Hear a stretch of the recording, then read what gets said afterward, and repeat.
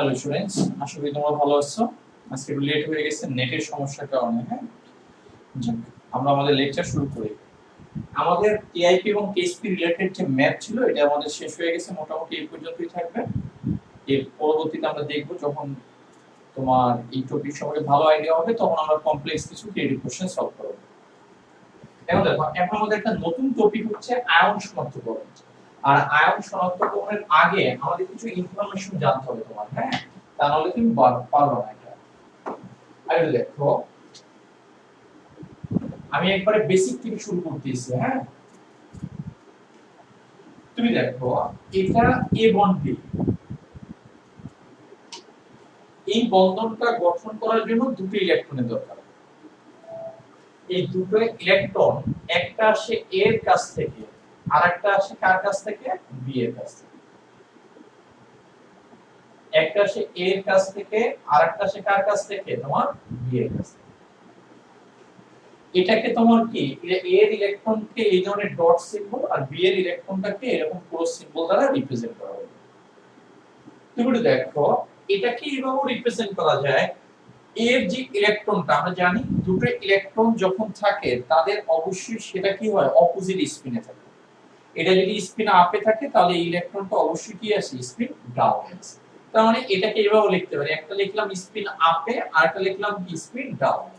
এটা equal to কি, অর্থাৎ একটা সমযোজী বন্ধন যখন তুমি গঠন করতে যাবা তখন তোমার দুটো ইলেকট্রনের দরকার হয়। একটা সে এর কাছ থেকে আর একটা আসবে কার কাছ থেকে, বি এর কাছ থেকে। এটাকে বন্ধন আকারেও রিপ্রেজেন্ট করা যায়, ইলেকট্রন যুগল আকারেও রিপ্রেজেন্ট করা যায়, এই ইলেকট্রন যুগলের ডিরেকশন আকারেও এটাকে কি করা যাবে, রিপ্রেজেন্ট করা যাবে। এখন এটা দেখো, মনে করো এটা হচ্ছে এ, এটা আর এটা হচ্ছে কি, মনে করো বি। এর একটা ইলেকট্রন এখানে কি, এটা একটা অরবিটাল, একটা বক্স দ্বারা কি ইন্ডিকেট করে, একটা অরবিটালকে। এখানে একটা বক্স দ্বারা কি ইন্ডিকেট করে, একটা অরবিটাল। এর এখানে কি আছে, এই অরবিটালে সর্বোচ্চ ইলেকট্রন থাকতে পারে কয়টা, দুইটা। এখানে ইলেকট্রন আছে কয়টা, একটা। এই ইলেকট্রন এই কারণে এই অরবিটালটাকে আমরা বলবো কি, অর্ধপূর্ণ। এটাকে আমরা কি বলবো, অর্ধ। একটা অরবিটালে ম্যাক্সিমাম ইলেকট্রন থাকতে পারে কয়টা করে, দুটো করে। যদি একটা ইলেকট্রন থাকে তাহলে আমরা এটাকে বলবো হাফ ফিল্ড বা অর্ধপূর্ণ অবস্থা। এখানে বিতেও একটা ইলেকট্রন আছে, এটা আছে অপোজিট ডিরেকশন। এটার ডিরেকশনটা স্পিন আপে, এটার ডিরেকশনটা কি, স্পিন ডাউন। এটাও কি হাফ ফিল্ড আছে, একটা অরবিটালে যেহেতু দুটো ইলেকট্রন থাকে একটা ইলেকট্রন আছে, এটা হাফ ফিল্ড অবস্থায় আছে। এটাও কি তোমার অর্ধপূর্ণ অবস্থা। এরকম দুটো অরবিটাল যখন পরস্পরের কাছাকাছি আসবে তখন তাদের মধ্যে একটা বন্ধন হবে। একটা আরেকটার মধ্যে যখন খুব কাছাকাছি হবে, একটা আরেকটার মধ্যে যখন প্রবেশ করবে তখন তাদের মধ্যে কি হবে, বন্ধন হবে। এই দুটো ইলেকট্রন দ্বারা বন্ধন হবে। যখন একটা আরেকটার সাথে বন্ধন হয় তখন একটা আরেকটার খুব কাছাকাছি কি করে, অবস্থান করে। যখন এ অরবিটালটা বি এর অরবিটালটা যখন পরস্পরের কাছাকাছি আসবে তখন এই এ এর অরবিটালটা বি এর ভিতরে প্রবেশ করবে, বি এর অরবিটালটা এ এর ভিতরে কি করবে, প্রবেশ করবে। এটা হচ্ছে এ আর এটা কি বলতো, বি। তখন তাদের মধ্যে কি হবে, এই বন্ধনটা গঠিত হবে। এই ইলেকট্রন যুগল দ্বারা গঠিত বন্ধন কোনটা, এটা। এই বন্ধনটাকে আমরা বলি কি, সমযোজী বন্ধন। এই বন্ধনটাকে আমরা কোন বন্ধন বলি, সমযোজী কি তোমার বন্ধন বলা হয়। এটা তুমি দেখো ব্যাপারটা যদি এরকম না ঘটে, এটাকে আমরা বললাম কেস 1, এটা হচ্ছে কেস 1। এখন ব্যাপারটা যদি এরকম ঘটে, দেখো এটা হচ্ছে কেস 2, এটা হচ্ছে কেস 2। যদি ব্যাপারটা এরকম হয়, মনে করো এখানে একটা পরমাণু আছে, তার একটা অরবিটাল আছে, এটা হচ্ছে মনে করো পি। আর এখানে আরেকটা মনে করো পরমাণু আছে, সেটা হচ্ছে কি, মনে করো কিউ। এখন তোমার এই পি অরবিটালে ইলেকট্রন আছে দুইটা, বাট কিউতে কোনো কি নাই, ইলেকট্রন। আমরা জানি একটা অরবিটালে সর্বোচ্চ ইলেকট্রন থাকতে পারে কয়টা, দুটো। যেহেতু দুটো আছে তাহলে আমি বলতে পারি এই অরবিটালটা কি, পরিপূর্ণ। এটা কি হবে, পরিপূর্ণ অরবিটাল। এটা পরিপূর্ণ। তুমি দেখো এই অরবিটালে যেহেতু কোনো ইলেকট্রন নাই তাহলে আমি বলতে পারি এটা খালি অরবিটাল। এটা কোন অরবিটাল, খালি। আমার একটা বন্ধন গঠন করার জন্য দুটো ইলেকট্রন দরকার। যদি এ এর কাছ থেকে একটা আসে, বি এর কাছ থেকে একটা আসে, তাহলেও দুইটা হয়। ব্যাপারটা এরকম হতে পারে, পি দিতে পারে দুইটা, কিউ কি একটা ইলেকট্রন দিচ্ছে না। এরকম দুটো অরবিটাল যদি আসে, এখানে এটা ছিল অর্ধপূর্ণ অরবিটাল, আর এটাও কি ছিল বলতো, অর্ধপূর্ণ কি বলতো অরবিটাল, এটাও অর্ধপূর্ণ অরবিটাল। এখন ব্যাপারটা হয় একটা পরিপূর্ণ অরবিটাল আসবে, একটা খালি অরবিটাল। আমরা দুটো ইলেকট্রন পেতে পারি, দুটো অর্ধপূর্ণ অরবিটাল থেকেও পেতে পারি, একটা পরিপূর্ণ অরবিটাল একটা খালি অরবিটাল যদি আসে সেখান থেকে আমরা দুটো ইলেকট্রন পেতে পারি। তাই এরকম দুটো অরবিটাল যদি আসে তখন কি হবে, একটা আরেকটা কি হবে কাছাকাছি যাবে, একটা আরেকটার ভিতরে কি করবে প্রবেশ করবে। তখন এটা হচ্ছে কি পি এর জন্য আর এটা হচ্ছে কি কিউ এর জন্য। এখানে তারা দুটো ইলেকট্রন দ্বারা একটা বন্ধন গঠন করে। এই বন্ধনটাকেও তোমার বলা হয় কি তোমার সমযোজী। এই বন্ধনটাকেও আমরা কি বলি সমযোজী। বাট এখানে বলতো এই বন্ধনটা গঠন করার জন্য ইলেকট্রনটা আসলে কে দিচ্ছে, পি দিচ্ছে নাকি কিউ দিচ্ছে? পি। কাকে দিচ্ছে? কিউ কে। এই কারণে এই সমযোজী বন্ধনটাকে জাস্ট এইভাবে রিপ্রেজেন্ট করা হয়, পি কিউ। তোমার কি এভাবে তোমার কি করা হয়, রিপ্রেজেন্ট করা হয়। এই বন্ধনটা ইলেকট্রন তোমার কি এই বন্ধনটা গঠন করার জন্য যে দুটি ইলেকট্রন দরকার হয় সেটা সাপ্লাই দেয় কে? পি। কাকে দেয়? কিউ। এখানে পি হচ্ছে দাতা, পি হচ্ছে কি বলতো দাতা, ইলেকট্রন দাতা। আর এখানে কিউটা হচ্ছে কি বলতো গ্রহীতা। এটা হচ্ছে কি তোমার গ্রহীতা। এখানে পি কিউ কি বন্ধন গঠন করার জন্য ইলেকট্রন দিচ্ছে, এখানে অ্যারোটা হচ্ছে কি পি থেকে কিউ তে। এই বন্ধনটাকেও আমরা কি বলি সমযোজী বন্ধন, এটাকেও আমরা সমযোজী বন্ধন। কিন্তু এই সমযোজী বন্ধনের একটা স্পেশাল নাম আছে যেটাকে আমরা বলি কি সন্নিবেশ বন্ধন। এটাকে আমরা কি বলি সন্নিবেশ বন্ধন। তার মানে সন্নিবেশ বন্ধন এক ধরনের কি সমযোজী বন্ধন, বাট এটাকে সমযোজী বন্ধন, বাট এটাকে আমরা সন্নিবেশ বন্ধন বলতে পারবো না। সন্নিবেশ বন্ধন কখন হবে, যখন একটা পরিপূর্ণ অরবিটাল থাকবে, একটা খালি অরবিটাল থাকবে, একজন ইলেকট্রন ডোনেট করবে, অন্যজন ইলেকট্রন কি করবে রিসিভ করবে। একটা দাতা পরমাণু থাকবে, একটা গ্রহীতা পরমাণু থাকবে। এখানে পি হচ্ছে কি বলতো দাতা পরমাণু, আর এটা হচ্ছে কি হবে বলতো কিউ ইলেকট্রন নাই, তাহলে এটাকে আমরা কি বলবো গ্রহীতা। তবে সন্নিবেশ বন্ধন গঠন করার সময় যে দাতা পরমাণুটা, যে পরমাণুটি ইলেকট্রন যুগল দান করে দুটো ইলেকট্রনই দিয়ে, সেই দাতা পরমাণুটার আবার একটা স্পেশাল নাম আছে। সেই স্পেশাল নাম কি, সেটাকে আমরা কি বলি লিগ্যান্ড বলি। সেটাকে আমরা কি বলি বলতো লিগ্যান্ড। তাহলে আমি যদি এই টোটাল ব্যাপারটাকে যদি একটু সামারি করি তাহলে বলতে পারি কি সমযোজী বন্ধন গঠন করার জন্য দুটো ইলেকট্রন দরকার। একটা কেস 1 এর ক্ষেত্রে দুটো অর্ধপূর্ণ অরবিটাল থেকে ইলেকট্রন আসতে পারে, একটা পরিপূর্ণ একটা খালি অরবিটাল থেকেও আসতে পারে। দুটো অর্ধপূর্ণ অরবিটালের মাধ্যমে যে বন্ধনটা গঠিত হয় তাকে সমযোজী। একটা পরিপূর্ণ আর একটা খালি অরবিটালের মাধ্যমে যে বন্ধন গঠিত হয় তাকে বলে সমযোজী। ওই সমযোজী বন্ধনের একটা স্পেশাল নাম হবে কি সন্নিবেশ। এখানে একজন ইলেকট্রন ডোনেট করে, ফলে একটা দাতা পরমাণু থাকে, একটা গ্রহীতা পরমাণু থাকে সন্নিবেশ বন্ধনের। ওই দাতা পরমাণুটা সন্নিবেশ বন্ধন গঠন করার জন্য যেটা ইলেকট্রন যুগল সাপ্লাই দেয়, যেটা সরবরাহ করে ইলেকট্রন, সেটা সেই দাতা পরমাণুটাকে আমরা কি বলি লিগ্যান্ড।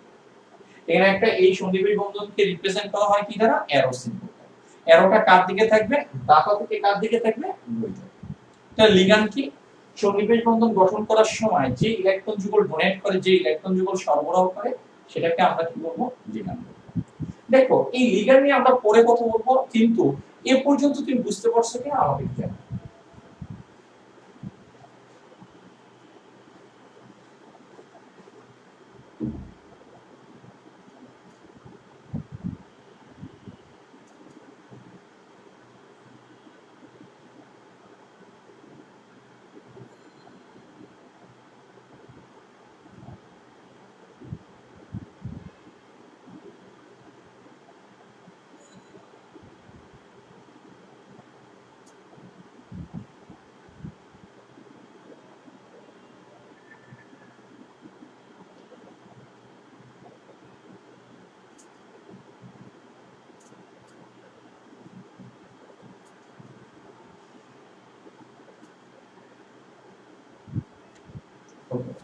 জিয়া তোমার কোশ্চেনটা হচ্ছে তোমার এমন দুটো ইলেকট্রন হতে হবে যে দুটো ইলেকট্রনের স্পিন কি হবে বলতো আলাদা হবে।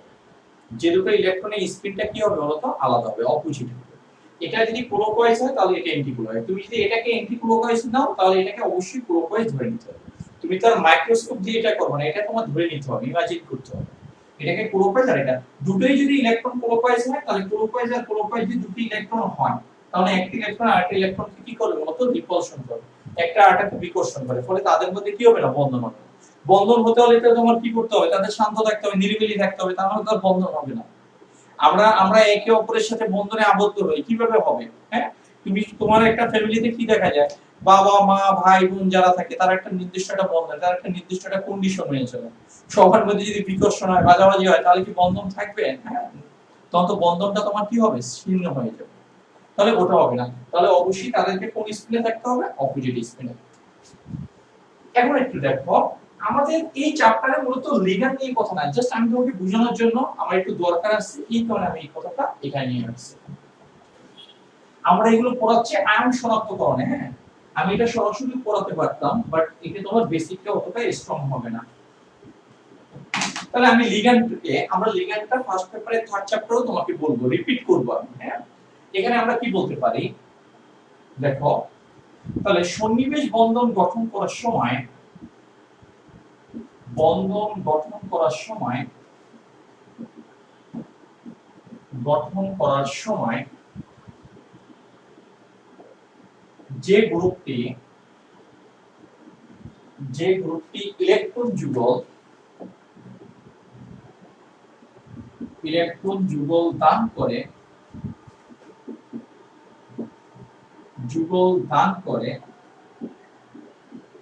তাকে আমরা দাতা পরমাণু বা দাতা গ্রুপ বা লিগ্যান্ড বলি, তাকে তোমার লিগ্যান্ড বলে।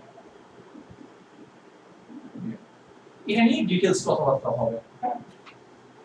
এখন দেখো,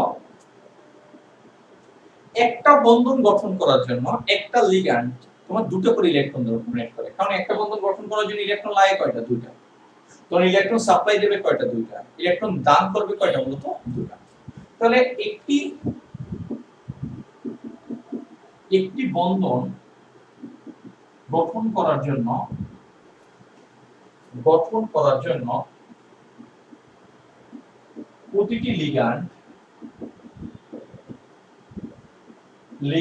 দুটি করে ইলেকট্রন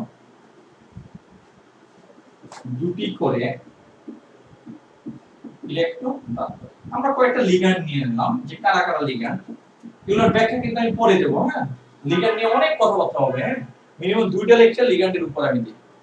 এটা হচ্ছে NH3, এটা একটা লিগ্যান্ড, ওর ইলেকট্রন আছে। সায়ানাইড, এটা একটা লিগ্যান্ড, H2O, ওর ইলেকট্রন আছে। এখন তোমার কি হবে, লিগ্যান্ড হতে হলে তার ইলেকট্রন থাকতে হবে, ইলেকট্রন না থাকলে সেই ইলেকট্রন যুগল ডোনেট করবে কিভাবে, দেখো ওর ইলেকট্রন আছে। মাইনাস দ্বারা কি বোঝানো হচ্ছে, ইলেকট্রন, ওর ইলেকট্রন আছে। H2O দ্বারা কি বোঝানো হচ্ছে, ইলেকট্রন, ওর ইলেকট্রন। এগুলো হচ্ছে তোমার লিগ্যান্ড। এর কোন একটা বিক্রিয়ার সময় অন্যকে লিগ্যান্ড তোমার কি করতে পারে, ইলেকট্রন যুগল দান করতে পারে। অবশ্যই এটা কোন বন্ধন হবে, সন্নিবেশ বন্ধন। এই পর্যন্ত তুমি একটু উঠায় নাও, তারপর আমরা আসতেছি।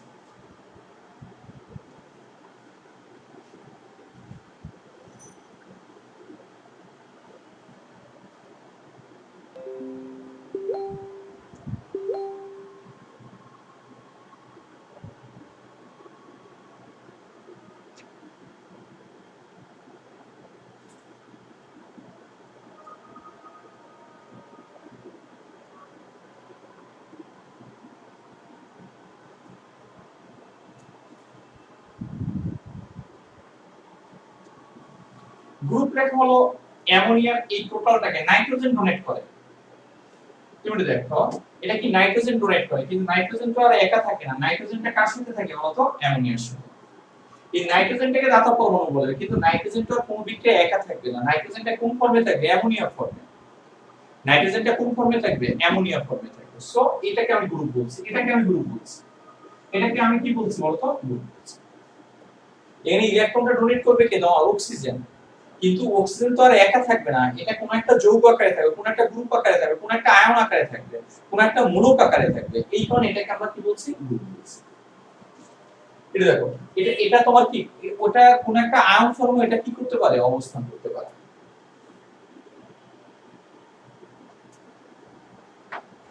এটা দেখো, এই জিনিসটা কেন আমরা নিয়ে আসলাম এখানে, একটু দেখো, বোঝার ট্রাই করবা। এটা হচ্ছে ধাতব আয়ন,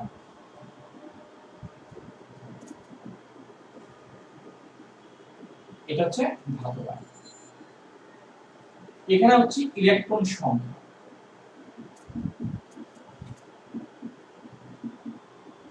এটা হচ্ছে তোমার ইলেকট্রন সংখ্যা। এটা ধাতব আয়ন আর এটা হচ্ছে ইলেকট্রন সংখ্যা।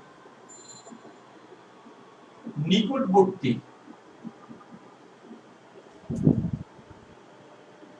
নিকটবর্তী পরবর্তী দুটি কাছাকাছি, দুটি কেমন জানি কথা হয়ে গেছে তাই তো। পরবর্তী নিষ্ক্রিয় গ্যাসের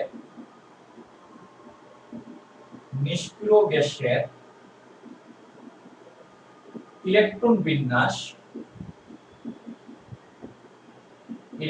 বিন্যাস অর্জনের জন্য, অনেক বড় হয়ে গেছে লাইনটা, হ্যাঁ, অর্জনের জন্য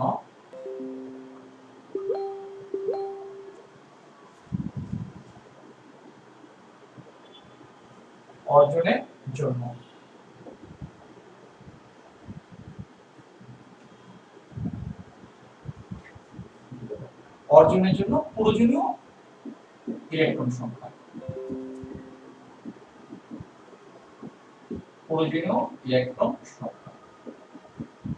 ক্লিয়ার করে দেবো তোমাকে আমি, হ্যাঁ জিনিসটা আমি তোমাকে ক্লিয়ার করে দেবো।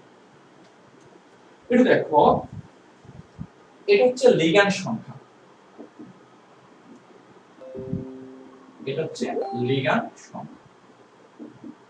আর এটা হচ্ছে উৎপাদক। এটা তুমি দেখো, আমি যদি মনে করো Fe2+ আয়ন, এটা Fe2+ আয়ন, আয়রনে বোঝার ট্রাই করবা, আয়রনে টোটাল ইলেকট্রন থাকে তোমার 26, 2+ দ্বারা কি বোঝায়, দুটো ইলেকট্রন কম, তাহলে মানে ইলেকট্রন হচ্ছে কয়টা, 24, কি হবে 20।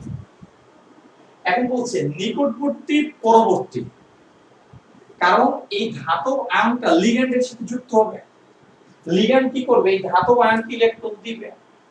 এটা আমি পরবর্তী যদি লাইন দিয়ে হয় তাহলে এটা আমি এখানে লিখে দিলাম নিকটবর্তী, পরবর্তী কথাটা বাদ দিলাম।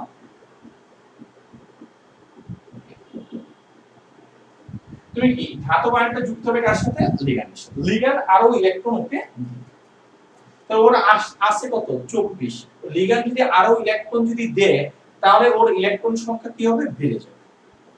আমরা কোন একটা বিক্রিয়ায় যেমন সোডিয়াম ইলেকট্রন কি করে বলতো, ত্যাগ করে, ওর ইলেকট্রন আছে কয়টা বলতো, 11টা। ওই ইলেকট্রন যখন ত্যাগ করে তখন একটা করে কেন বলতো, Na+ হয়, কারণ 10টা ইলেকট্রনটা কার, নিষ্ক্রিয় গ্যাস, নিয়নের কাঠামো, এটা কত 281, এটার ইলেকট্রন কাঠামো কত 28। আমি যদি বলি Cl-, আমি যদি বলি Cl, তাহলে তোমার কি হবে, এর ইলেকট্রন বিন্যাস কত 287, ও একটা ইলেকট্রন কি করে গ্রহণ করে, তাহলে এটা কি হবে Cl3-। তাহলে এখানে কি হবে, ওর ইলেকট্রন বিন্যাস কত 287, এটা ইলেকট্রন বিন্যাস কত 288। তার মানে কোন একটা পরমাণু বা আয়ন ইলেকট্রন গ্রহণ করে কি রকম, সে ওই পরিমাণ ইলেকট্রন গ্রহণ করবে যে পরিমাণ ইলেকট্রন গ্রহণ করলে সে নিষ্ক্রিয় গ্যাসের কাঠামো লাভ করতে পারে। এখন দেখো, ওর ইলেকট্রন আছে 24, ও যখন লিগ্যান্ডের সাথে কোন একটা বন্ধনে আবদ্ধ হবে তখন লিগ্যান্ড ওকে বন্ধন গঠন করার জন্য ওকে ইলেকট্রন দিবে। তাহলে ওকে যদি ইলেকট্রন দেয় তাহলে ওর ইলেকট্রন সংখ্যা বেড়ে যাবে, তাহলে ও কতগুলো ইলেকট্রন নিতে পারে, তাই এটা কি ও ইলেকট্রন নিলে ওর ইলেকট্রন সংখ্যা কি হবে, বেড়ে যাবে, এটা হয় 25 হবে না 26 হবে, এরকম যাবে। তাহলে ও কতগুলো ইলেকট্রন নেবে, ওর সামনে যে নিকটবর্তী নিষ্ক্রিয় গ্যাস আছে, এটা 24 এর সামনে, পিছনে না, আমরা কোনটাকে বলি, মনে করো হিলিয়াম, হিলিয়ামে 2টা, নিয়নে কয়টা ইলেকট্রন থাকে 10টা, আর্গনে কয়টা থাকে 18টা, এখানে কি ক্রিপ্টনে কয়টা থাকে 36। তাহলে ও কি করবে, ইলেকট্রন নিবে কতগুলো নিয়ে, ও আছে 24, ও কাঠামো গেইন করতে চাবে কার, নিষ্ক্রিয় গ্যাস, নিষ্ক্রিয় গ্যাসের কাঠামো কততে 36, 18 হওয়া তো পসিবল না, কারণ 18 হওয়া পসিবল না কেন, লিগ্যান্ডের মাধ্যমে ও যখন ইলেকট্রনটা নিবে তখন ওর ইলেকট্রন সংখ্যা বেড়ে যাবে, ওর নিষ্ক্রিয় গ্যাসের কাঠামো অর্জন করতে হবে কি, ওর সামনে যেটা আছে, ও যদি ইলেকট্রন রিসিভ করে 24 এর পর বেড়ে যাবে, তাহলে ও কোন কাঠামো অর্জন করতে যাবে, নিষ্ক্রিয় গ্যাস, নিষ্ক্রিয় গ্যাস ও নিকটবর্তী নিষ্ক্রিয় গ্যাসটা কে আছে বলতো, ক্রিপ্টন, যার ইলেকট্রন সংখ্যা কত বলতো 36। তাহলে ও কয়টা ইলেকট্রন তোর গ্রহণ করতে হবে, তার সামনে নিষ্ক্রিয় গ্যাস কত, তোমার কে, ক্রিপ্টন, ওর ইলেকট্রন সংখ্যা কত 36, আর ওর ইলেকট্রন সংখ্যা কত 24, 36 থেকে 24 যদি মাইনাস করি তাহলে কত হয় 12, তাহলে ও কয়টা ইলেকট্রন রিসিভ করতে পারবে, 12টা। লিগ্যান্ডের কাছ থেকে, লিগ্যান্ড তো ওর সাথে যখন বন্ধন গঠন করতে আসবে তখন ও কি ইলেকট্রন ডোনেট করবে, ও ইলেকট্রন রিসিভ করবে, রিসিভ করতে করতে ও স্টেবল ফর্মে আসতে যাবে। কিন্তু কোন কাঠামো অর্জন করলে স্টেবল ফর্মে আসবে? নিষ্ক্রিয় কাঠামো। এই কারণে ওর সামনে নিষ্ক্রিয় কাঠামোটা কত? 36। ওর ইলেকট্রন সংখ্যা আছে কত? 24। তার মানে ও যদি আরো 12টা ইলেকট্রন যদি গ্রহণ করে তখন ও কি হবে? 36 কাঠামোটা কি করবে? গেইন করবে। 36 কাঠামোটা কি করবে বলতো? গেইন করবে। তুমি বুঝছো কিনা সেটা আমি পরে জিজ্ঞেস করব, আগে তো আমার কথাগুলো একটু শুনে নাও। এখন এটা দেখো, একটা লিগ্যান্ড দুটো করে ইলেকট্রন ডোনেট করে, তাহলে 12টা ইলেকট্রন ডোনেট করার জন্য তোমার কয়টা লিগ্যান্ড লাগবে?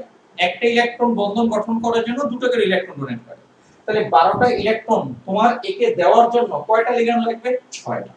যেহেতু একটা লিগ্যান্ড দুটো করে, ওর দরকার নিষ্ক্রিয় গ্যাসের জন্য সে রিসিভ করবে ইলেকট্রন, কয়টা রিসিভ করবে? তোমার অনেকগুলো, সেই কতগুলো? 12টা। তাই 12টা ইলেকট্রন রিসিভ করার জন্য এখানে লিগ্যান্ড লাগবে কয়টা? 6টা। আমি ধরে নিলাম ও লিগ্যান্ড হিসেবে নিছি কি? Fe। ও লিগ্যান্ড হিসেবে আমি ধরে নিলাম ও Cn এর সাথে অ্যাড হইছে। কয়টা? তাহলে এটা কয়টা? আমি মনে করি লিগ্যান্ড হিসেবে নিলাম কাকে? Cn। তাহলে এই Fe2+ আয়নটা আমি যদি লিগ্যান্ড হিসেবে Cn কে নিই তাহলে ও কয়টা Cn কে ধরতে পারবে? 6টা। এই তোমার FeCN6। এই কি তোমার FeCN6। এখন দেখো এটার চার্জ সংখ্যা কত হবে এটা আমরা কিভাবে বের করব? এখানে আয়রনের চার্জ সংখ্যা কত দেখো? 2+। এই তোমার আয়রনের চার্জ সংখ্যা কত? এই তোমার +2। এখানে সায়ানাইডের চার্জ সংখ্যা কত? -1। দেখবে যে আমি এভাবে লিখছি Cn কি বলতো? মাইনাস। তাহলে এটা যদি হয় মাইনাস, তাহলে এখানে কত হবে? 6 ইনটু কত? -1। এটার চার্জ সংখ্যা কত? +2। একটার জন্য -1, 6টার জন্য কত? -6। -6 আর +2 এর যোগফল কত হবে তোমার? এখানে কত হবে? -4। তাহলে এই আয়নটা টোটাল চার্জ আমি লিখতে পারি কত? এই 4-।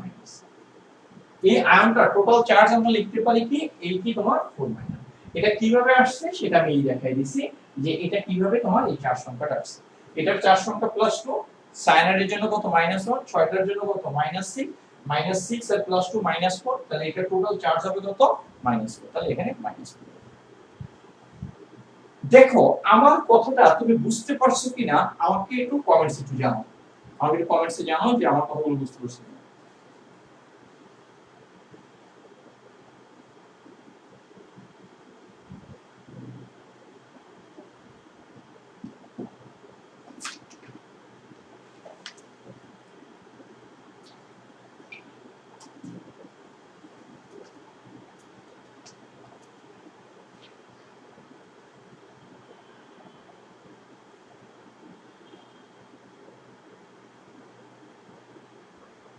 ওকে, 6 কেন হলো একটু দেখো। হ্যাঁ, দেখি সবার কথাগুলো আগে একটু শুনে নিই তারপর।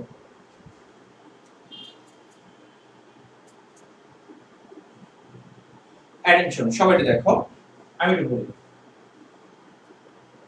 আমি এই টোটাল হিসাবটা আমরা বাদ দিয়ে দিলাম। মিন তোমার আগের কোশ্চেনের এটা আমি আসতেছি। আমি এখানে একটা আয়ন নিলাম Fe2+, বোঝা ট্রাই করলাম। এই আয়রনে টোটাল ইলেকট্রন থাকে কত? 26। 2+ মানে দুটো ইলেকট্রন কম, তার মানে ইলেকট্রন আছে কত? 24। এই আয়রনটা লিগ্যান্ডের সাথে যুক্ত। লিগ্যান্ডের কাজ হচ্ছে ইলেকট্রন সাপ্লাই করা, ইলেকট্রন ডোনেট করা। ও যখন ওর সাথে হবে, বন্ধন গঠন করতে যাবে, তখন এই লিগ্যান্ডটা কি করবে? ওকে ইলেকট্রন দিবে। তার মানে ও ইলেকট্রন রিসিভ করবে, ওর অলরেডি ইলেকট্রন আছে কত? 24। ও ইলেকট্রন রিসিভ করবে। এখন ব্যাপারটা হচ্ছে ও কতগুলো ইলেকট্রন রিসিভ করবে, কারণ ও ততগুলো ইলেকট্রনই রিসিভ করতে চাবে যে যতগুলো ইলেকট্রন রিসিভ করলে এই আয়নটা কি হবে? এই আয়নটা বা এই যৌগটা কি হয়? স্টেবল ফর্মে থাকে।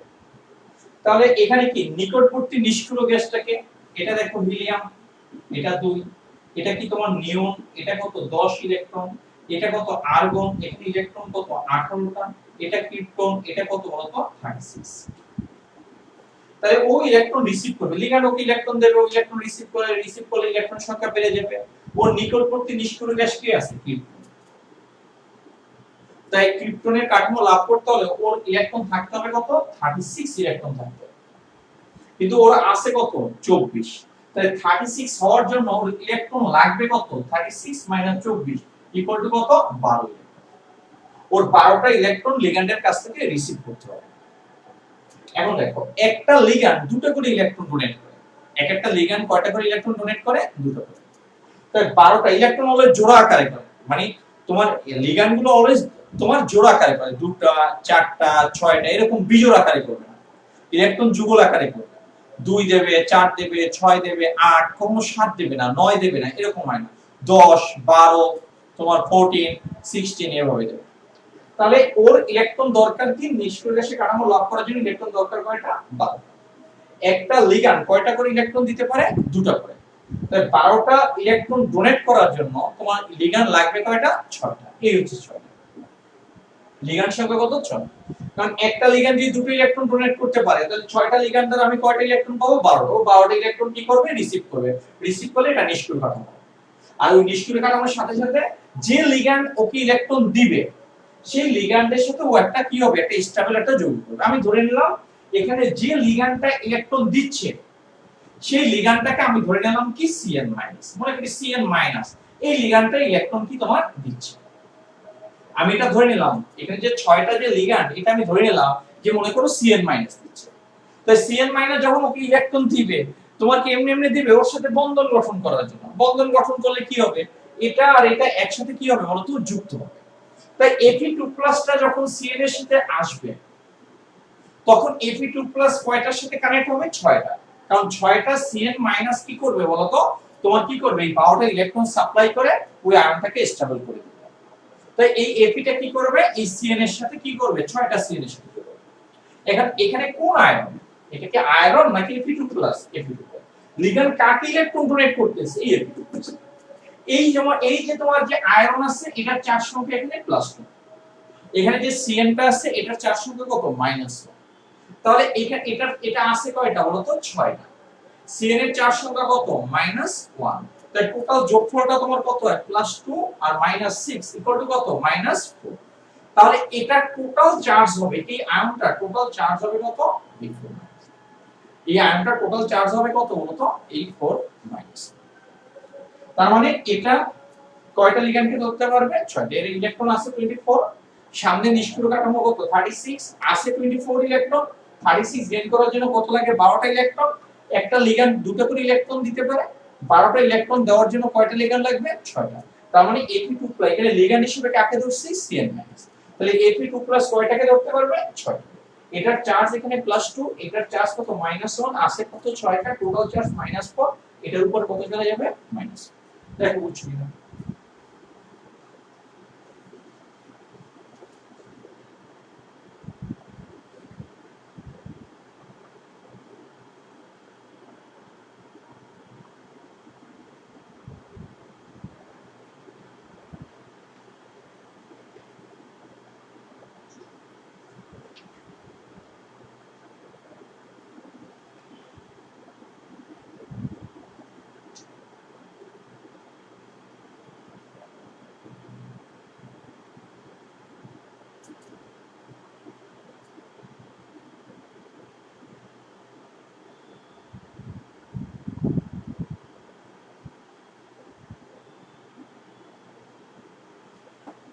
ওয়েট তোমাদের কোশ্চেন করছি, এটা বুঝছো কিনা? হ্যাঁ, তারপরে এটা কি জান্নাত জয়তুন? হ্যাঁ, এটা পড়ে। এখানে তোমার তানভীর বলছো লিগ্যান্ড নাম্বার হলো যে আয়ন যুক্ত হবে তার নাম্বার। তার নাম্বার আবার কি? যে কয়টা ইলেকট্রন লাগবে ওই ইলেকট্রন সংখ্যা দিয়ে লিগ্যান্ড সংখ্যাটা বের করবে। ইলেকট্রন সংখ্যা যদি 12 হয় লিগ্যান্ড লাগবে 6টা। কারণ একটা লিগ্যান্ড দুটো করে। ইলেকট্রন সংখ্যা যদি তোমার দরকার হয় 16টা তাহলে লিগ্যান্ড লাগবে কয়টা বলতো? 8টা। কারণ একটা লিগ্যান্ড দুটো করে দেয় তাহলে 8টা লিগ্যান্ড কয়টা দেবে? 16টা দেবে। কথা বুঝছো কিনা? একটা পেয়ারের দাম যদি 2 টাকা হয় তাহলে 8টা পেয়ারের দাম কত হবে? 16 টাকা। এটা তো নরমাল জিনিস। তাহলে আমি 16 টাকায় কয়টা পেয়ারা পাবো? 8টা। তাহলে একটা তোমার কি এটা কি 12টা ইলেকট্রন দরকার। একটা লিগ্যান্ড যদি দুটো করে ইলেকট্রন ডোনেট করতে পারে তাহলে 12টা ইলেকট্রন দেওয়ার জন্য কয়টা লিগ্যান্ড লাগবে? 6টা। আমি লিগ্যান্ড হিসেবে Cn কে নিলাম। কেন নিলাম? কারণ এই যৌগটা নিয়ে আমার কাজ করতে হবে, আর কিছু না। তুমি দেখো এখানে লিগ্যান্ড সংখ্যা কি বিজোড় হতে পারে? মানে ইলেকট্রন সংখ্যা, সেটা আমরা আসতেছি, একটু ওয়েট করো, পেয়ে যাবো। এখানে দেখো আমি কি মনে করো Zn2+ নিই। এই রুল সব সময় ফলো করে না, হ্যাঁ। এটা দেখো Zn2 প্লাস Zn এর ইলেকট্রন আছে কয়টা? 30টা। পারমাণবিক সংখ্যা কত? 30। 2 প্লাস মানে কি দুটো ইলেকট্রন কম। তাই 30 থেকে দুটো ইলেকট্রন কম হলে কত হবে? 28। ও লিগ্যান্ডের সাথে যোগ হবে, লিগ্যান্ড ওকে ইলেকট্রন দিবে, ওই ইলেকট্রন কি করবে? রিসিভ করবে। তাহলে ওর ইলেকট্রন সংখ্যা কি হবে? বেড়ে যাবে। ও কতগুলো ইলেকট্রন রিসিভ করবে সেটা ডিপেন্ড করবে কি ওর সামনে যে নিষ্ক্রিয়, সামনে নিষ্ক্রিয় কাঠামো আছে কি ক্রিপ্টন, ক্রিপ্টনের ইলেকট্রন কত? 36, ওর ইলেকট্রন আছে কত? 28। তাহলে ওর ইলেকট্রন রিসিভ করতে হবে কয়টা? 36 28, তার মানে ইলেকট্রন রিসিভ করতে হবে কয়টা? 8টা। এই 8টা ইলেকট্রন ও রিসিভ করবে ইলেকট্রন। একটা লিগ্যান্ড দুটো করে ইলেকট্রন দেয়, 8টা ইলেকট্রনের জন্য কয়টা লিগ্যান্ড লাগবে? 4টা। এই হচ্ছে কি তোমার এই 4। আমি এখানে লিগ্যান্ড হিসেবে মনে করো NH3 নিলাম, আমি লিগ্যান্ড হিসেবে নিলাম কাকে? NH3। তাহলে কি হবে? ও কয়টা লিগ্যান্ড এখানে কি NH3 কয়টা? তোমার 4টা। এখন এই জিঙ্ক আয়নটা তোমার এই যখন NH3 এর সাথে যুক্ত হতে যাবে, একটা অ্যামোনিয়া কি করবে? তোমার দুটো ইলেকট্রন দেয়। তাই ওর নিষ্ক্রিয় কাঠামো লাভ করার জন্য ওর চারপাশে কয়টা অ্যামোনিয়া থাকবে? 4টা অ্যামোনিয়া। তাহলে এখানে কি Zn টা কি করবে বলতো? এই 4টা অ্যামোনিয়ার সাথে যুক্ত, এটা 4টা অ্যামোনিয়ার সাথে যুক্ত। এখানে জিঙ্কের জারণ সংখ্যা কত বলতো? +2। অ্যামোনিয়া কি একটা যৌগ, একটা যৌগের চার সংখ্যা অলওয়েজ কত হয় বলতো? 0। এখানে আছে কয়টা বলতো? 4টা। তাহলে এটার ক্যালকুলেশনটা কত হবে বলতো? প্লাস। ক্যালকুলেশন কত হবে বলতো? +2। তাহলে +2 হলে এটার মাথার উপর চার্জ হবে কত বলতো? E+2 হবে। মাথার উপর চার্জ হবে। অর্থাৎ এই ক্যালকুলেশন দ্বারা আমরা বুঝতে পারি আয়রন 6টা লিগ্যান্ড ধরতে পারে, দেখো 6টা। আর জিঙ্ক কেন 4টা ধরে তার লজিক হচ্ছে এটা। আয়রন 6টাকে ধরতে পারে বাট জিঙ্ক 4টাকে কেন ধরে তার লজিক কোনটা? এটা। তুমি দেখো এটা তুমি বুঝতে পারছো কিনা, এই এতটুকু বুঝছো কিনা, আমি পরে আগাবো টপিক, আগে এতটুকু বুঝছো কিনা আমাকে একটু কমেন্টসে জানাও।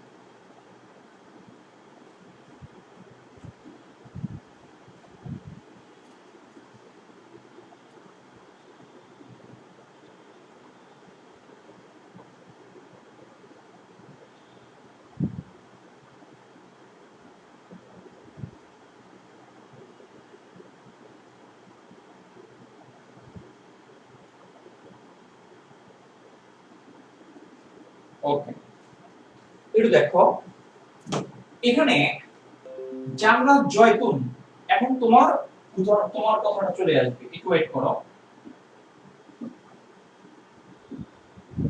এটা হচ্ছে মনে করো কপার 2+, কপারে টোটাল ইলেকট্রন থাকে কয়টা? 29।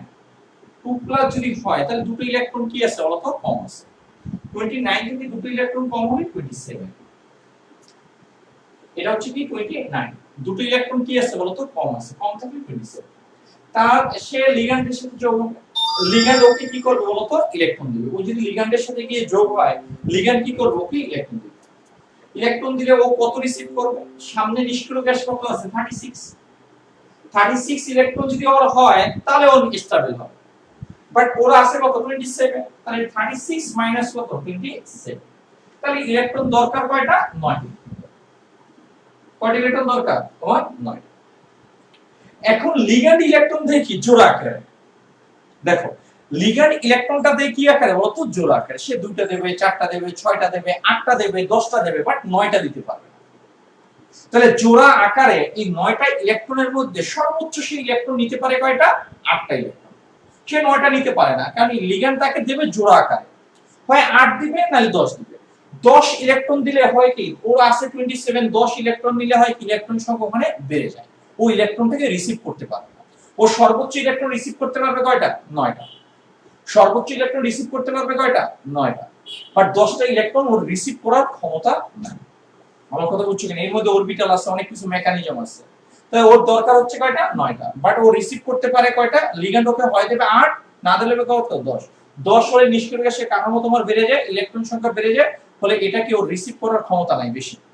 তাহলে ও কি করবে? 9টা যেহেতু দিচ্ছে না আর 10টা ও রিসিভ করতে পারতেছে না, ইলেকট্রন সংখ্যা বেড়ে যাচ্ছে, ও এই কারণে ইলেকট্রন রিসিভ করবে কয়টা? 8টা ইলেকট্রন রিসিভ করবে। তাহলে ওর ওর ইলেকট্রন দরকার কয়টা? ওর ইলেকট্রন দরকার কয়টা? ওর ইলেকট্রন দরকার কয়টা? 9টা, বাট লিগ্যান্ড দিতে পারতেছে হয় 8 নাইলে কি 10। 10 দিয়ে ওর কি ইলেকট্রন সংখ্যা কি হচ্ছে, বেড়ে যাচ্ছে। ও সর্বোচ্চ রিসিভ করতে পারবে কয়টা, 9টা, বাট 10টা পারবে না। তাহলে ও লিগ্যান্ডের কাছ থেকে ম্যাক্সিমাম যতগুলো পায়, লিগ্যান্ড ওকে দেবে হয় 8 নাও নাইলে কত নাও, 10 নাও, কিন্তু 10ও রিসিভ করতে পারবে না। তাহলে ও ইলেকট্রন নেবে কয়টা, 8টা। 8টা ইলেকট্রন নিলে কত হবে, 30 কত 5। তাহলে 8টা ইলেকট্রন সাপ্লাই দেওয়ার জন্য কয়টা লিগ্যান্ড, একটা লিগ্যান্ড দুটো ইলেকট্রন সাপ্লাই দেয়, তাই 8টা ইলেকট্রনের জন্য কয়টা লিগ্যান্ড লাগবে, 4টা।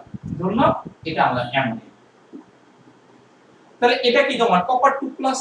তাহলে আমি যদি এখানে কপারের সাথে যদি বলি এটা কপার, এটা 4টা কি হবে, এই অ্যামোনিয়া, এই 4টা। এখন এই আয়নটার এটার চার্জ সংখ্যা কত হবে, এটা দেখো। এখানে যে কপার আছে, এই কপার হচ্ছে কি তোমার প্লাস।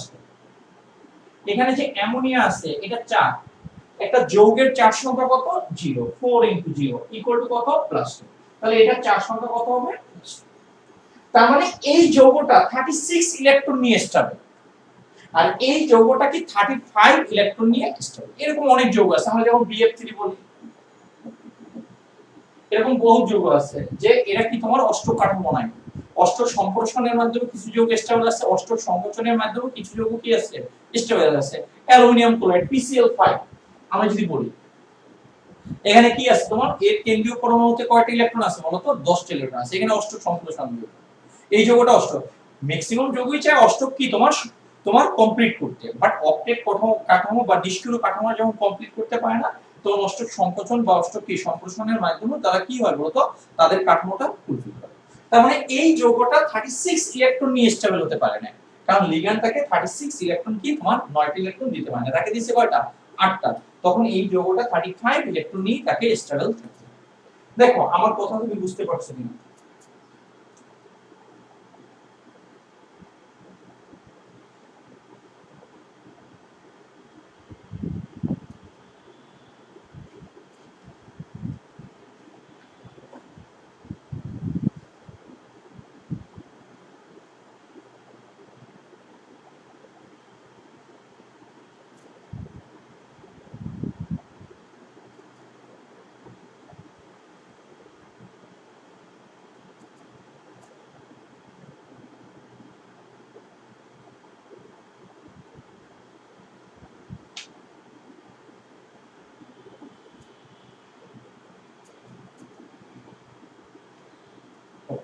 হ্যাঁ জিয়া, একটু ওয়েট করো, তোমার কোশ্চেনের অ্যানসার হবে। হ্যাঁ এটা এই এই জটিল আয়নটার যোজনী, এটা চার সংখ্যা কত, 4।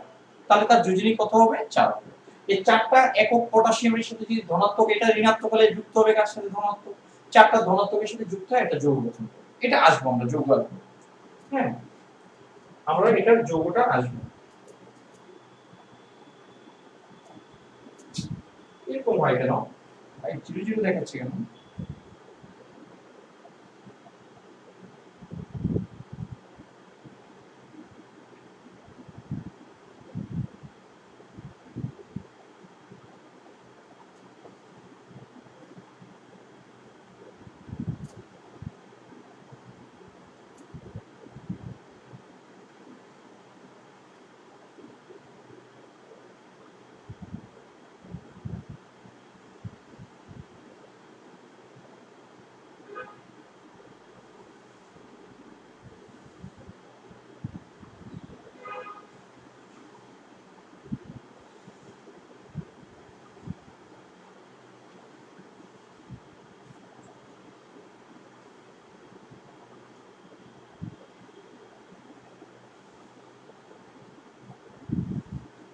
ওকে এটা দেখো,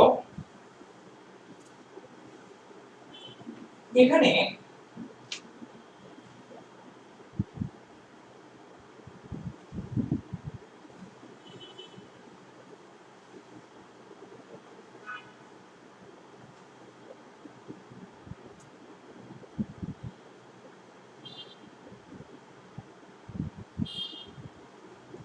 হ্যাঁ এটা দেখো জিয়া, একটু ওয়েট করো। হ্যাঁ আমরা এগুলো নিয়ে কথা বলবো। হ্যাঁ তুমি যেটা দেখছো ওটা ওটা বোঝানোর জন্য আমি এতগুলো কথা বলতেছি, একটু ওয়েট করো। হ্যাঁ অ্যাটেনশন সবাই একটু দেখো, এখানে আমি যদি মনে করো Fe3+ যদি নিই, ধরে নাও Fe3+। আয়রনের টোটাল ইলেকট্রন কত 26, তাহলে এখানে ইলেকট্রন হবে কত 20, কত বলতো 3, 3+ মানে 3টি ইলেকট্রন কি কম। তাহলে এটা কি নিকটবর্তী নিষ্ক্রিয়গামী ইলেকট্রন কাঠামো, তাহলে এটার কত হবে 36, তাহলে এটা কত 23, 13 ইলেকট্রন।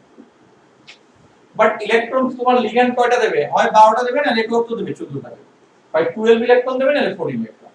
14 ইলেকট্রন নিলে ও নিষ্ক্রিয়গামী কাঠামো বেড়ে যাবে, তাহলে ও সর্বোচ্চ ইলেকট্রন নেবে কয়টা 12টা। ও 12টা ইলেকট্রন নিলে তাহলে একটা লিগ্যান্ড দুটো করে ইলেকট্রন নেয়, তাহলে ও 12টা ইলেকট্রন যদি রিসিভ করে তাহলে কয়টা লিগ্যান্ড হবে 6টা। আমি ধরলাম এটা কি তোমার সায়ানাইড, কারণ এই কম্পাউন্ডগুলো আমার দরকার হবে এই কারণে। তাহলে Fe3+ কয়টা CN কে ধরতে হবে 6টা, তাহলে এটা কি Fe আর এটা কি বলতো CN6। এটা কোন আয়রন দেখো তো, এটা কোন আয়রন +3, এই তোমার +3। এখানে কি সায়ানাইডের চার সংখ্যা কত +6, এটা কত বলতো -1 ইকুয়াল টু কত দেখো, এটা চার সংখ্যার যোগফল কত, এটা +3, এটা 6, এটা -1, তাহলে এখানে কত হবে -3, তাহলে এটার চার সংখ্যা কত হবে এটা 3। তুমি দেখো এর আগেরটার ক্ষেত্রে এখানে কিন্তু 4- ছিল, 4- এর ক্ষেত্রে আয়রনটা ছিল কত 2+, আর 3- এর ক্ষেত্রে আয়রনটা কত ছিল 3+। এই হচ্ছে তোমার কাঠামো। এখন এই নিয়ম সব আয়নের ক্ষেত্রে প্রযোজ্য না, বাট আমাদের যেগুলো মোটামুটি দরকার, হ্যাঁ ম্যাক্সিমাম যেগুলো দরকার হয় তাদের জন্য এই নিয়মটা অ্যাপ্লিকেবল হয়, এই কারণে এই নিয়মটা আমি এখানে আছে। কিন্তু বাট তুমি যদি সব ধাতব আয়নের জন্য যদি ট্রাই করো তাহলে এই সিকোয়েন্সটি মিলবে না, ব্যতিক্রম আছে। ওকে, এই পর্যন্ত উঠে গেল।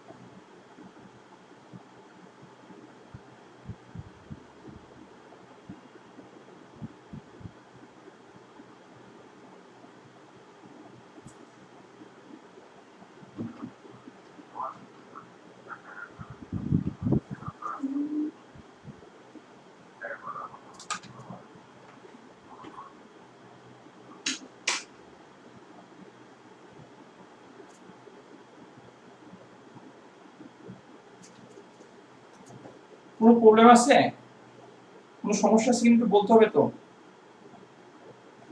ওকে, ঠিক আছে। একটু দেখো আমরা এখানে একটু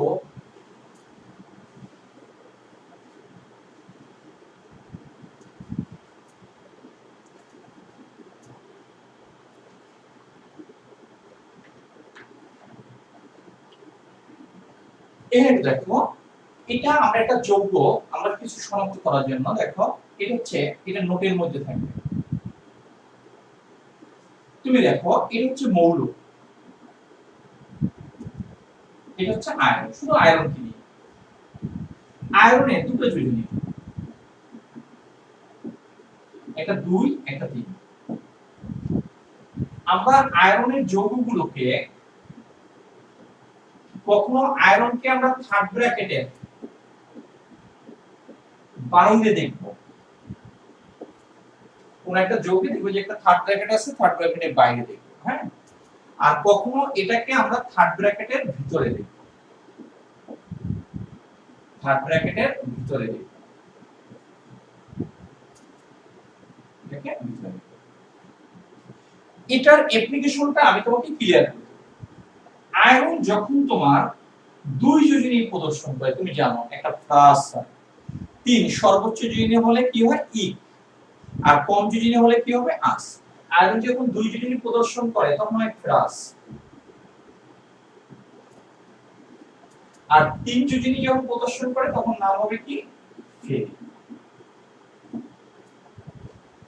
একটু বোঝার ট্রাই করো, যখন এটা আয়রনটাকে আমি কখন ডাকবো, যখন এটা থার্ড ব্র্যাকেট, একটা যৌগের থার্ড ব্র্যাকেটের বাইরে যখন আয়রনের অবস্থান, তখন আমি তোমাকে ক্লিয়ার করে দেবো উদাহরণ দিয়ে, একটু পরে ক্লিয়ার করে দেবো।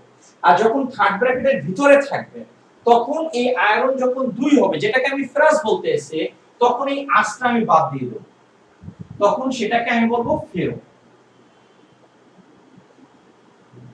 আর তোমার যখন যেটাকে আমি ফেরিক বলতে এসেছি, থার্ড ব্র্যাকেটের ভিতরে থাকলে তখন এই সিটাকে আমি বাদ দিয়ে দেব, তখন এটাকে আমরা বলবো কি ফেরিক। তার মানে কি, আয়রনকে কখনো তোমার ফেরাস বলা হতে পারে, ফেরো বলা হতে পারে, ফেরিক বলা হতে পারে, ফেরি বলা হতে পারে, সেটা ডিপেন্ড করবে থার্ড। এটা আমরা জটিল যৌগের ক্ষেত্রে, থার্ড ব্র্যাকেট যুক্ত যৌগগুলো হয় কি জটিল যৌগ। এটা কি থার্ড ব্র্যাকেটের তোমার কি ভিতরে থাকলে হবে কি তোমার ফেরো, আর বাইরে থাকলে কি ফেরাস।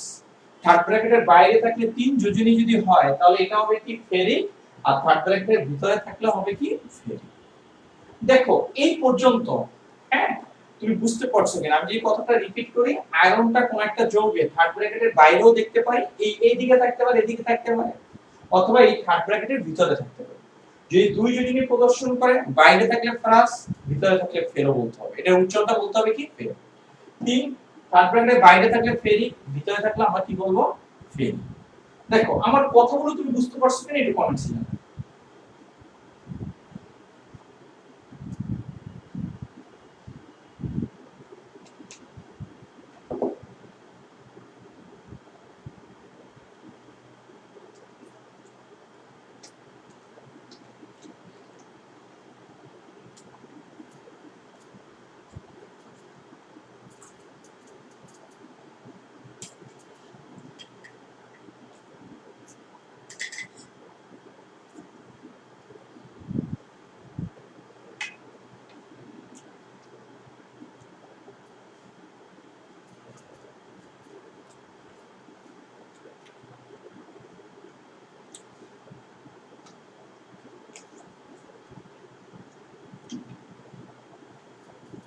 ওকে,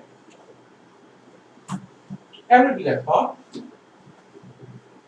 এটা মাথায় রাখতে হবে কিন্তু, হ্যাঁ দেখো এটা হচ্ছে জটিল যৌগের নাম, জটিল যৌগের নাম। তুমি যদি আজকে লেকচার না বুঝো, হ্যাঁ এই আয়ন শনাক্তকরণ আর কোনো লেকচার তুমি বুঝবা না। হ্যাঁ দেখো এটা হচ্ছে জটিল যৌগের নাম। আমরা 2 পদ্ধতি করি, একটা হচ্ছে বাণিজ্যিক পদ্ধতিতে, আর এটা হচ্ছে ইন্টারন্যাশনাল পদ্ধতি, আন্তর্জাতিক পদ্ধতি। হ্যাঁ এটা হচ্ছে আন্তর্জাতিক পদ্ধতি। এটা নিয়ে আলোচনা করি থার্ড চ্যাপ্টার, ফার্স্ট পেপারে থার্ড চ্যাপ্টার, এটা কি থার্ড চ্যাপ্টারে এটা নিয়ে কথা হবে। আর এই বাণিজ্যিক পদ্ধতিতে যে নামকরণটা হচ্ছে, এটা হচ্ছে ফার্স্ট পেপারের সেকেন্ড চ্যাপ্টার, মানে এই চ্যাপ্টারে, এটা কি তোমার সেকেন্ড চ্যাপ্টারে আলোচনা, এই তোমার সেকেন্ড চ্যাপ্টার। তাহলে আমরা এই পদ্ধতিতে আমাদের এখন দরকার হবে না, আমাদের এই পদ্ধতিতে যৌগগুলোর নামকরণ করা আছে, আমরা এই পদ্ধতিতে এই যৌগগুলোর নামকরণ আমরা দেখব। এটাকে একটু উঠাই নাও।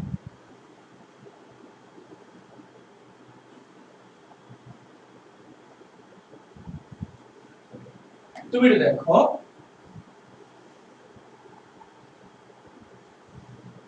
এটা হচ্ছে বাণিজ্যিক কমার্শিয়াল পদ্ধতিতে, হ্যাঁ বাণিজ্যিক পদ্ধতিতে জটিল যৌগের নাম, এটা কি তোমার জটিল যৌগের, এটা জটিল যৌগের কি তোমার নাম।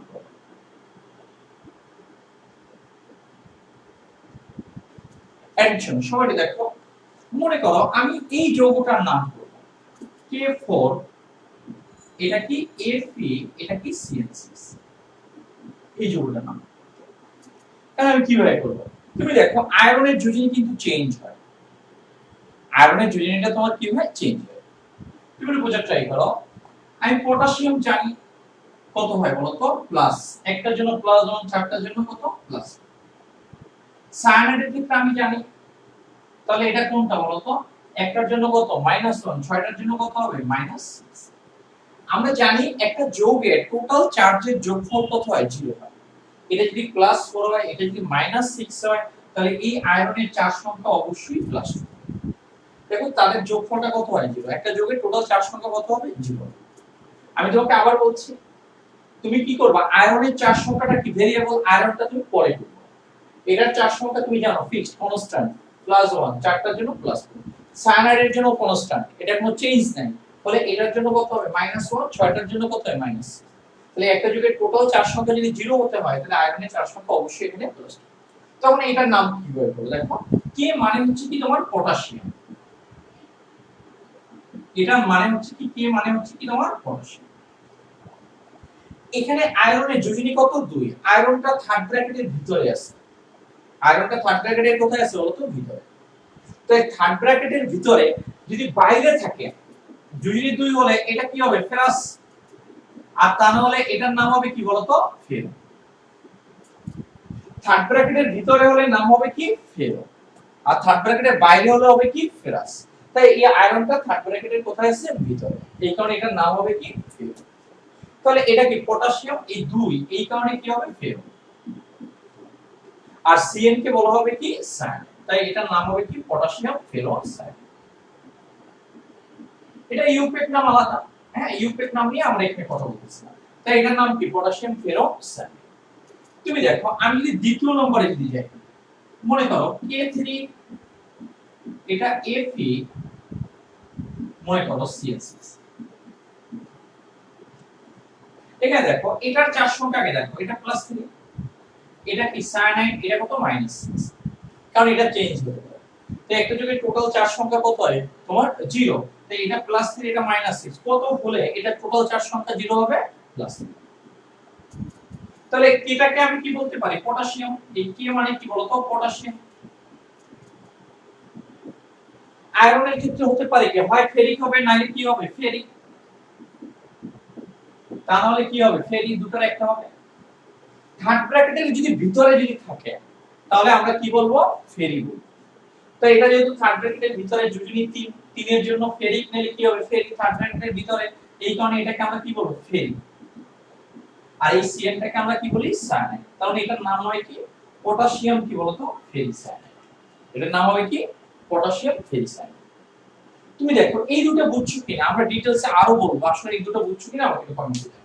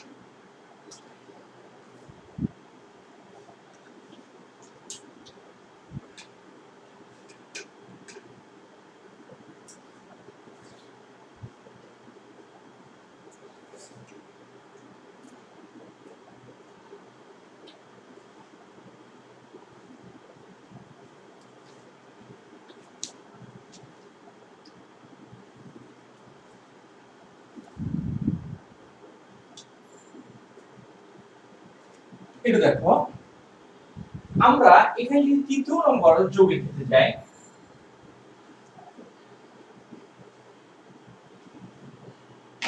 এখানে দেখো এটা তৃতীয় নম্বরের ক্ষেত্রে দিতে, মনে করো KFe আর এটা হচ্ছে FeCl6, তাহলে এটা কি পটাশিয়াম, এটা একটার জন্য কত প্লাস, বুঝে ট্রাই করো। এটা কি তোমার সায়ানাইড, এটার জন্য কত -6। এখন এই আয়রনটাকে আমি ধরে নিলাম, বাইরে আয়রনটাকে আমি ধরে নিলাম কত +2, এটার জন্য +1, সিএল এর জন্য কত -6। আয়রনের দুটো যে 2 আর 3, এটা কি করতে পারো কোনো সমস্যা নেই, হ্যাঁ। এখন দেখো এটাকে আমি ধরলাম কত +2, তাহলে এই আয়রনের চার সংখ্যা কত হবে এটা দেখো, তাহলে 2 আর 3, এটা কত -6। তো এটা যদি -6 হয় তাহলে এটা কত যোগ কত হলে এটার চার সংখ্যা 0 হবে বলো তো তোমার 3। তাহলে এই টোটাল চার সংখ্যা কত হবে, আমি বললাম এটা k প্লাস, এটার জন্য -6, আমি আয়রনে এটা 4 সংখ্যা +2 দেব সেই কম্পাউন্ডের ক্ষেত্রে। তো এটা যদি +2 হয় তাহলে এই আয়রনটা অবশ্যই কত হবে দেখো 2 এর 1 3 -6 কত হলে কত হবে 0 হতে হলে কত হবে বলো তো প্লাস। তাহলে এটার নাম কি কি মানে পটাশিয়াম।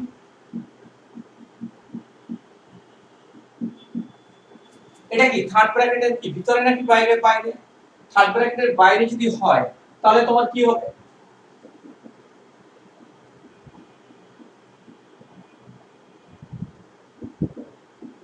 থার্ড ব্র্যাকেটের বাইরে যদি হয় তাহলে তোমার কি হবে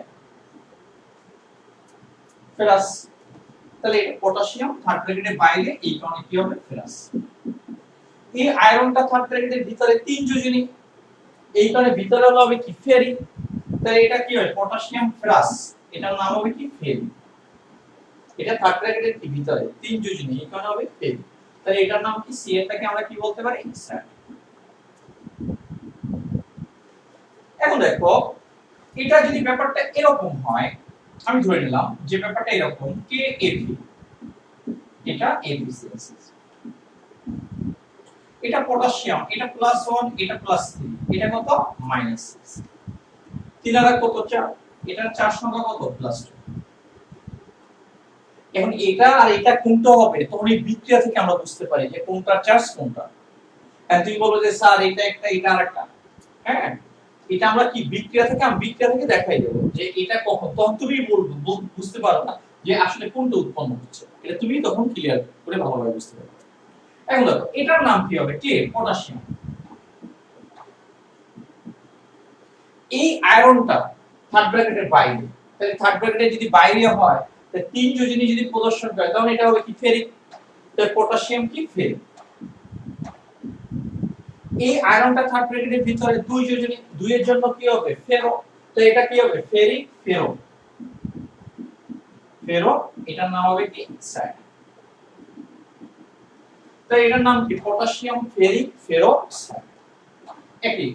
তুমি একই কম্পাউন্ড আসলে আমরা বিক্রিয়া দ্বারা বুঝতে পারবো আসলে অ্যাকচুয়ালি কার কোনটা চার্জ। এখন আমরা ধরে নিচ্ছি বাট কোন বিক্রিয়ায় এই কম্পাউন্ডটা তৈরি হচ্ছে ওই কম্পাউন্ড থেকে আমরা ডিটেক্ট করতে পারবো যে আসলে কোনটার চার্জ কি রকম। আমি তোমাকে ক্লিয়ার করে দেব আমি যখন বিক্রিয়া করাবো তখন আমি বলে দেব তুমি বুঝতে পারবা যে এটার চার্জ কত আর এটার চার্জ কত আছে এটা তুমি ইজিলি বুঝতে পারবে। ওকে তুমি দেখো আমার কথাগুলো বুঝতে পারছো কিনা সেটা আমাকে একটু বলো।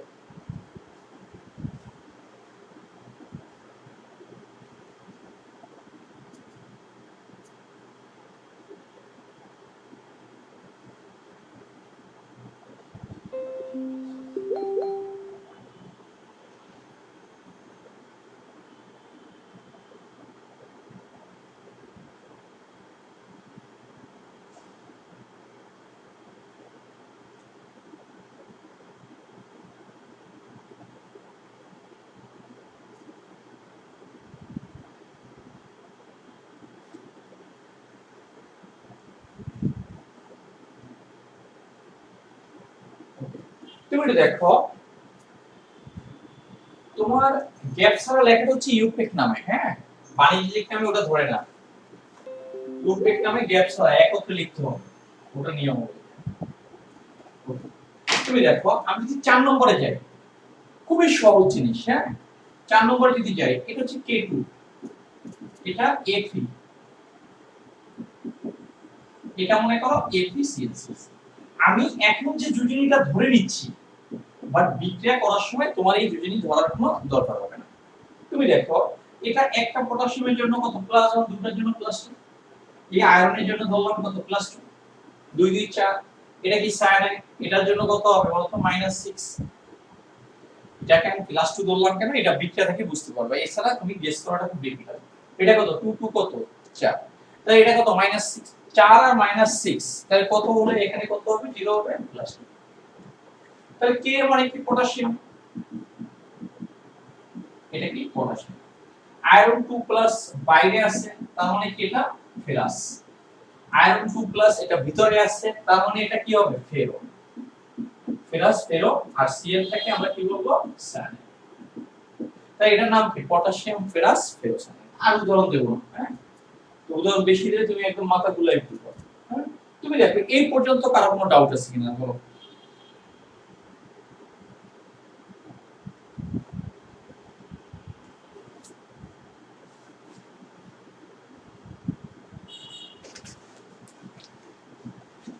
আমি আরেকটা উদাহরণ তোমাকে দিব, এটা তুমি করবা, দেখি তুমি পারো কিনা। Fe FeCl6, এটা হচ্ছে -6, এটা হচ্ছে মনে করো +3, আর এটাও +3। বলো এটার নাম কি হবে? এটা আমাকে একটু বলো, এটার নামটা কি হবে? দেখি কারা কি পারে।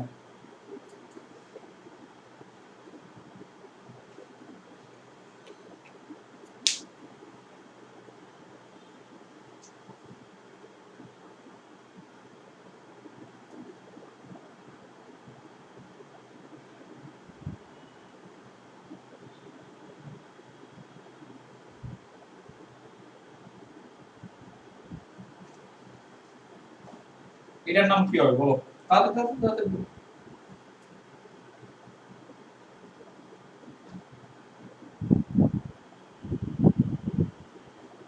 হ্যাঁ,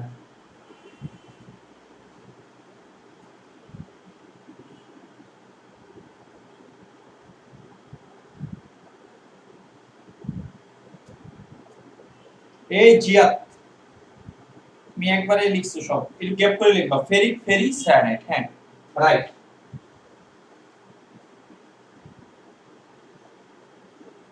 না আসমানিকা হয় না, তুমি কি আয়রন 3 আসমানিকা হয় না? ফেরিক ফেরিসায়ানাইড ঠিক আছে, সবারটা হইছে ফেরিক ফেরিসায়ানাইড হইছে, ফেরিসায়ানাইড হইছে। তানভীর, তুমি তো জিনিয়াস ভাই, হ্যাঁ তোমারটা হয় না, তানভীরটা হয় না। ফেরিক ফেরিসায়ানাইড, ফেরিক ফেরিসায়ানাইড, হ্যাঁ। মিমডিম সায়ানাইডে সি দিয়া লেখে, এস দিয়া না। ফেরিক ফেরিসায়ানাইড, হ্যাঁ মাসমুদ চৌধুরী ঠিক আছে, ওকে। তোমার দুজন স্টুডেন্ট একটু ভুল করছে, কোনো ব্যাপার না, হ্যাঁ। তোমার আনএক্সপেক্টেড তানভীর মাহতাব খান, হ্যাঁ। এটা এই আয়রন তিনটা তোমার থার্ড ব্র্যাকেটের বাইরে আছে, এই কারণে এটা হবে কি ফেরিক। এটা থার্ড ব্র্যাকেটের ভিতরে আছে, এই কারণে হবে কি ফেরিক। আর এই কারণে এটা হবে কি সায়ানাইড। তাহলে এটার নাম হবে কি ফেরিক ফেরিসায়ানাইড, হ্যাঁ। তুমি তো দেখো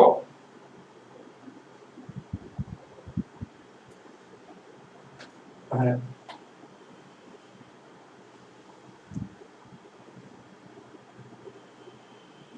অ্যাডিশন সবাই দেখো, আমাদের এগুলো সব আয়ন শনাক্তকরণের জন্য পড়াচ্ছে, হ্যাঁ। ওখানে আমরা বিক্রিয়া হবে, তুমি যদি একটা যৌগের নাম না জানো তাহলে তোমাকে বিক্রিয়া কিভাবে শিখাবো?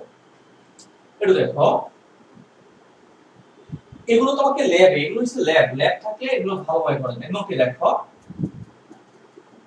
আমার যেগুলো যেগুলো দরকার সেগুলো আমি লিখে দিচ্ছি। এটা হচ্ছে যৌগমূলক,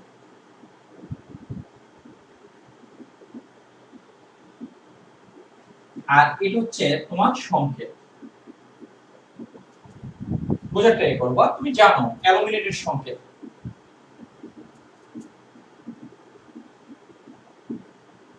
এটা সংকেত হচ্ছে Al, এটা Al। এই কথাগুলো আমি এখনই বলে যাচ্ছি, যখন বিক্রিয়া করাবো তখন আর এই কথাগুলো আমি বলবো না।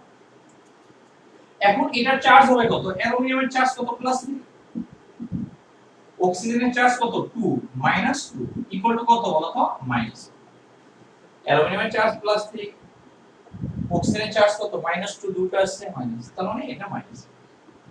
তার মানে এটা যোজনী কত? এটা যোজনী হবে কত? এটা চার্জ সংখ্যা কত? -7, সো যোজনী কত? তুমি দেখো, এটা হচ্ছে তোমার জিঙ্কেট, এটা হচ্ছে জেড। এটার ক্ষেত্রে তোমার চার্জ সংখ্যা হয় কত? +2। অক্সিজেনের জন্য কত? 2 * -2।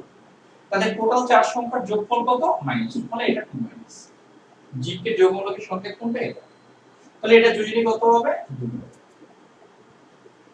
হ্যাঁ, এখানে দেখো, এই দুটোই রাখো, হ্যাঁ, পরবর্তীতে তুমি আবার ভুলে যাবে, হ্যাঁ।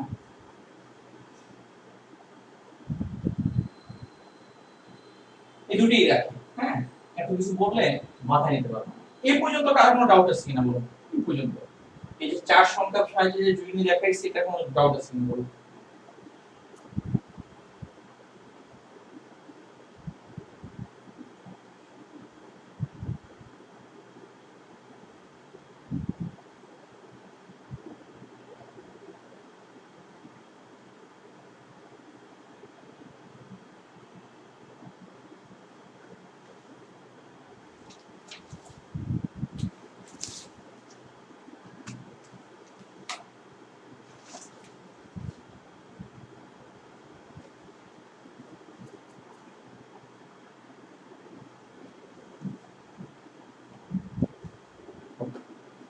অ্যাটেনশন, এখন এটা কখন ব্যবহার হবে সেটা হচ্ছে অ্যাসিড ক্ষার বিক্রিয়ায়।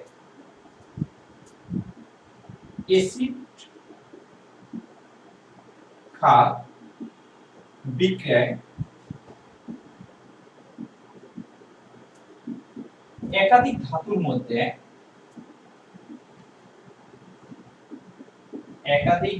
মধ্যে যে ধাতুটি কম সক্রিয় হয়, আমরা উদাহরণ দিয়ে এটা বলে দেব। হ্যাঁ, একাধিক ধাতুর মধ্যে যে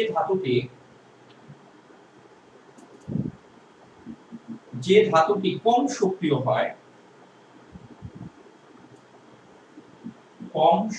হবে ওই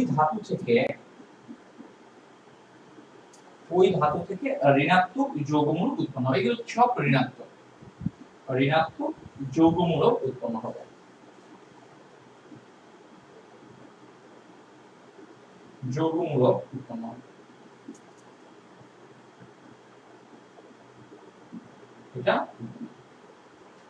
এটা ক্লিয়ার করে দেবো। একাধিক ধাতুর মধ্যে যে ধাতুটা কম সক্রিয় ওই ধাতুটা ঋণাত্মক মানে এটা।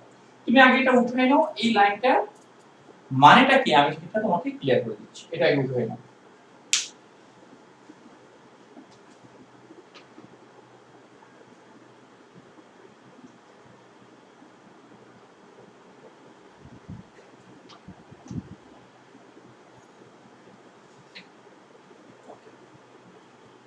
তুমি দেখো এই সাজনে মার্শা না কি জানি নাম মেয়েটা, এই মেয়েটা কই আছে আজকে?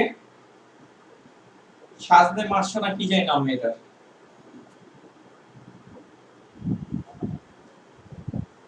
ওকে, এটা দেখো এটার মানেটা কি, যেমন এটা যেমনটা আমি দেখাচ্ছি,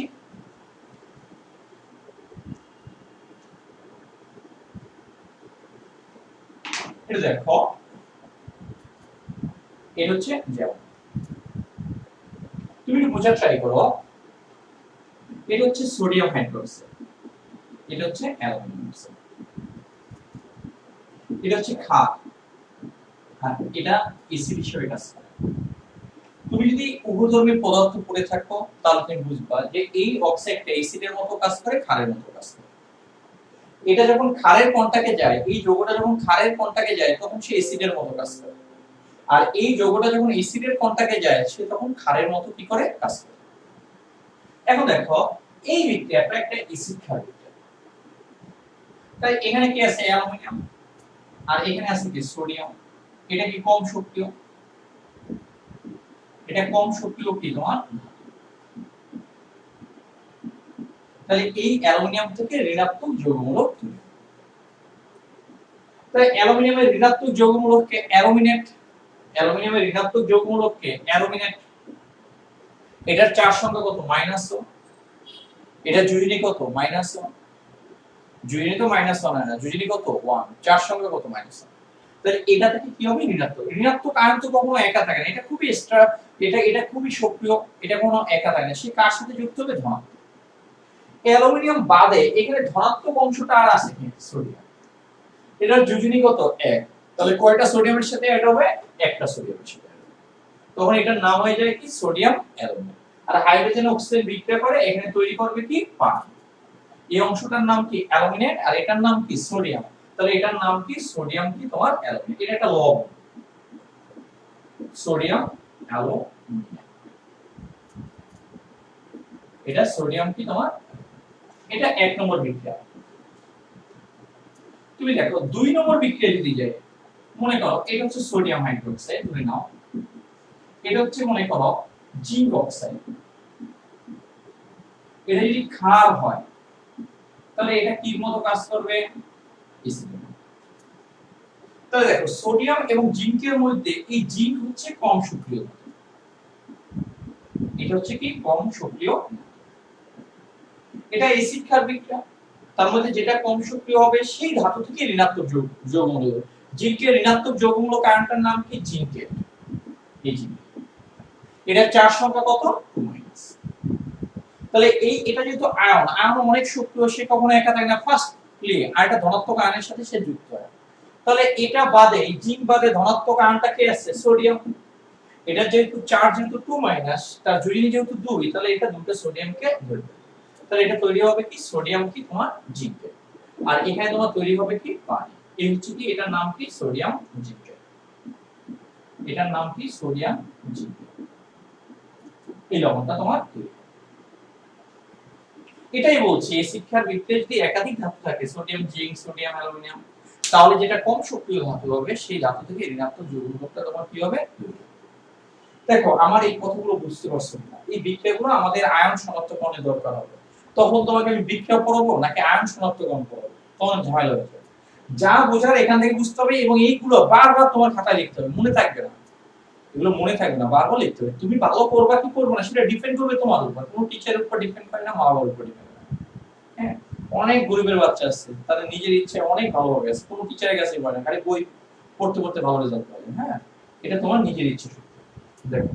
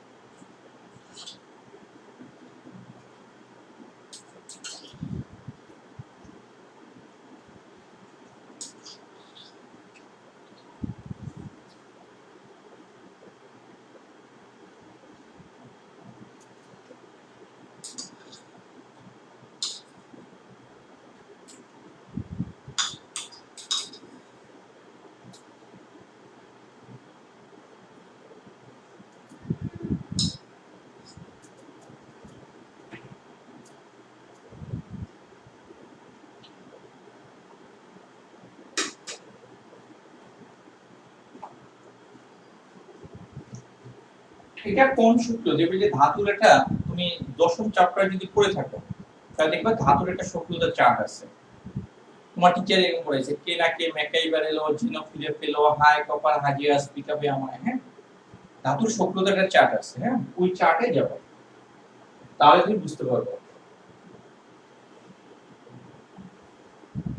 এটা হচ্ছে 10 চ্যাপ্টার, দশম চ্যাপ্টার 9 10 এর। হ্যাঁ, খনিজ সম্পদ নিয়ে একটা ই আছে, ওইখানে তোমার আছে এগুলো।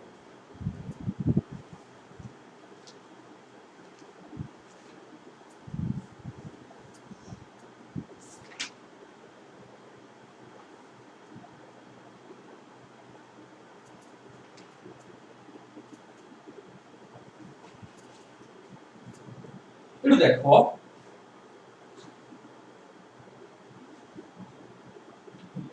এখন বোঝার ট্রাই করো।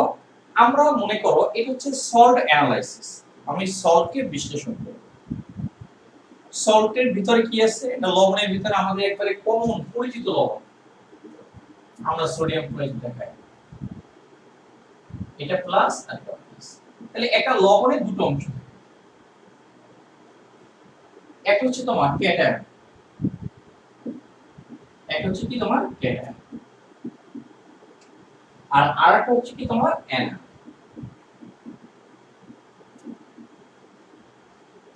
একটা লবণের ক্যাটায়ন অংশটা অলওয়েজ ক্ষার থেকে আসে, আমি দেখাই দেবো ক্ষার থেকে আসে, এটা ক্ষার থেকে আসে। এই কারণে এই ক্যাটায়নটাকে বলা হয় কি তোমার ক্ষারীয় মৌল,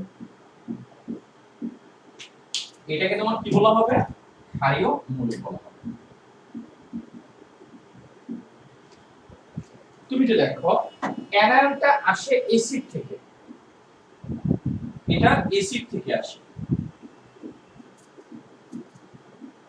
এই কারণে এটাকে অম্লীয় মূলক বলে বা অ্যাসিডীয় মূলক। বাচ্চাদের প্র্যাকটিক্যালি জিজ্ঞেস করলে পারে না ক্ষারীয় মূলক কি অম্লীয় মূলক, এটা কিন্তু প্র্যাকটিক্যাল ব্যবহারিকের একটা অংশ। তুমি দেখো আমি যদি মনে করো লবণ কিভাবে তৈরি হয়, এটা যদি সহজে বলি অ্যাসিড এবং ক্ষারের বিক্রিয়া। আমি এখানে একটা অ্যাসিড নিলাম HCl, আর এখানে একটা ক্ষার নিলাম, তাহলে এখানে তৈরি হবে কি লবণ, আর এখানে তৈরি হবে কি পানি। এটা হচ্ছে কি তোমার অ্যাসিড, আর এটা হচ্ছে কি তোমার ক্ষার। তুমি একটু দেখো এটা প্লাস এবং মাইনাস, দেখো Na প্লাস অংশটা আসলে কোথায় আছে বলতো?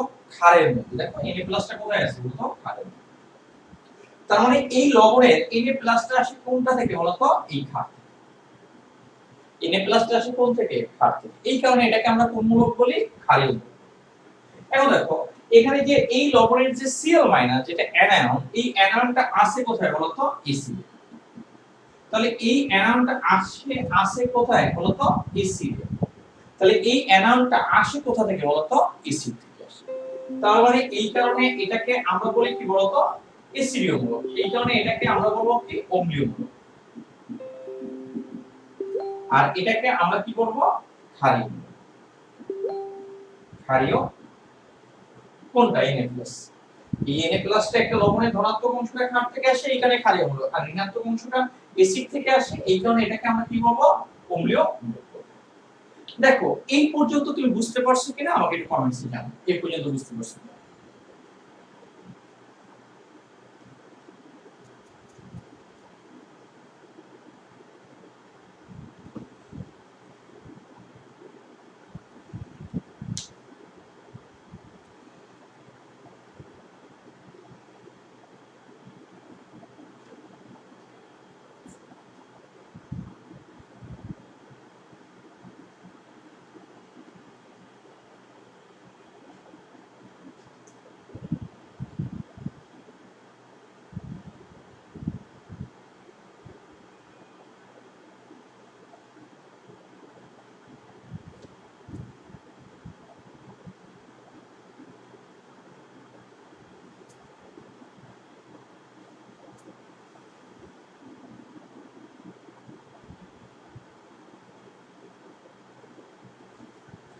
একটু দেখো এখানে একটা গুরুত্বপূর্ণ একটা এমসিকিউ নিয়ে আলোচনা করব, খুবই মজার।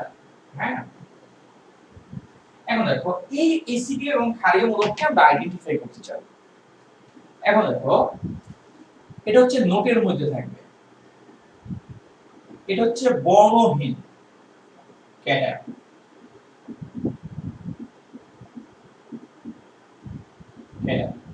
যাদের কোনো কালার নাই, কালারলেস।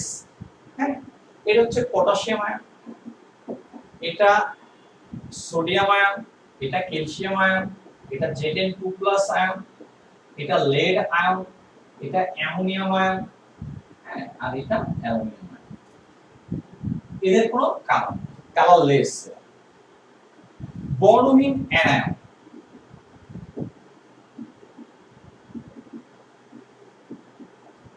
বর্ণহীন বর্ণহীন অ্যানায়নের মধ্যে কি আছে? সালফেট, এটা সালফাইড, এটা কি আছে? নাইট্রেট, এটা ব্রোমাইড, আর এটা আছে কি? এগুলো আছে।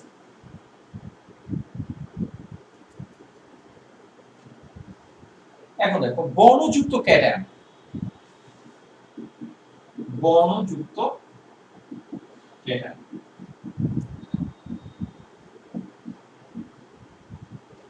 বর্ণযুক্ত ক্যাটায়নের মধ্যে Fe2+, এটা হচ্ছে হালকা সবুজ। Fe2+ এর কালারটা কি হবে তোমার? হালকা সবুজ। এটা দ্বিতীয়টা হচ্ছে Fe3+, এটা হচ্ছে হলুদ বর্ণ। এটা হচ্ছে Copper2+, এটা হচ্ছে নীল। এটা কি তোমার Ag+, এটার কালারটা কি তোমার? সাদা। সাদা আছে অনেকগুলো, হ্যাঁ, এখানে অনেকগুলো লিখে দিচ্ছি আমি। Ag+, Ba2+, কার্বনেট, এদের প্রত্যেকটা, হ্যাঁ, এটা হচ্ছে সাদা। আর কার্বনেট দিলে আবার এইটা হয় না, কেটন, এটা তো আবার এনআইএন মধ্যে পড়ে গেছে। তার মানে এটার সাহায্যে আমরা অনেক কিছু বের করতে পারবো। যেমন হচ্ছে আমি যদি বলি এখানে জিঙ্ক সালফেট, এখান থেকে আমি জিঙ্ক সালফেট নিলাম, তাহলে এটার কালারটা আসলে কি হবে? দেখো জিঙ্কের কি কোনো কালার নেই, বর্ণ। সালফেটের কালার কি? বর্ণ। তার মানে এটা বর্ণ। এটা কি হবে বলতো? বর্ণ। তাহলে এটার কি হবে? বর্ণহীন।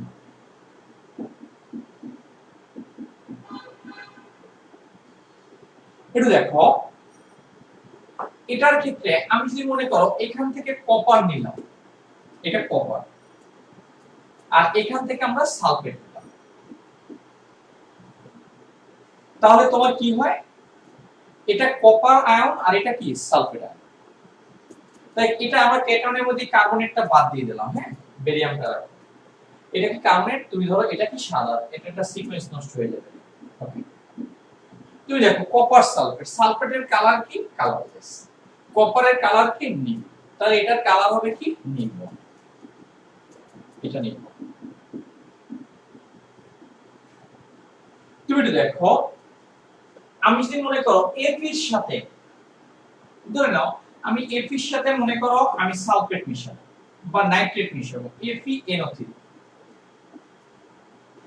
এখানে আয়রন, আয়রনের চার সংখ্যা কত +12, এখানে দুটো নাইট্রেটকে ধরছে, তাহলে এটার কালার কি হালকা সবুজ, নাইট্রেটের কালার নাই, তাহলে এই যৌগের কালার কি হবে হালকা সবুজ, এটার কালার কি হবে হালকা সবুজ। আমি যদি ধরি সিলভার ক্লোরাইড, তুমি দেখো সিলভারের কালার কি সাদা, ক্লোরাইডের কালার কি কালারলেস, তাহলে এটার কালার হবে কি সাদা। ক্লিয়ার না? মানে এটা সাদা বর্ণের একটা অদক্ষিণ। দেখো এই পর্যন্ত তুমি বুঝতে পারছো কিনা আমাকে একটু কমেন্টসে জানাও।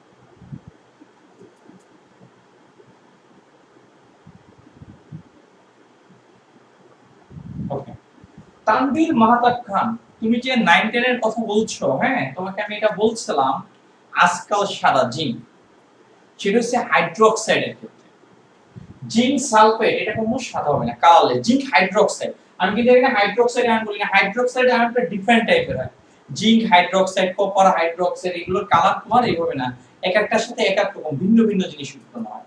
এখানে আজকালের থিওরি এখানে খাটবে না, তোমাকে যখন আমি শিখাইছি দেখবে যে এখানে তোমার আজকালে সিলভার তোমার কি এখানে কি লিখছো, যে অ্যালুমিনিয়াম, জিঙ্ক, ক্যালসিয়াম, হ্যাঁ এগুলো যে তোমার সাদা, এগুলো হাইড্রোক্সাইডের ক্ষেত্রে বলছে, বা অ্যালুমিনিয়াম শনাক্তকরণের জন্য যে পদক্ষেপটা পড়ে, সেই পদক্ষেপটা যেমন ক্যালসিয়ামের জন্য যে পদক্ষেপটা পড়ে সেটা হচ্ছে অক্সালেট, সেটা সাদা পদক্ষেপ, হ্যাঁ ওটা হচ্ছে 9 10 এর বেসিক অনুযায়ী, এক্ষেত্রে এখানে বলা যাবে না।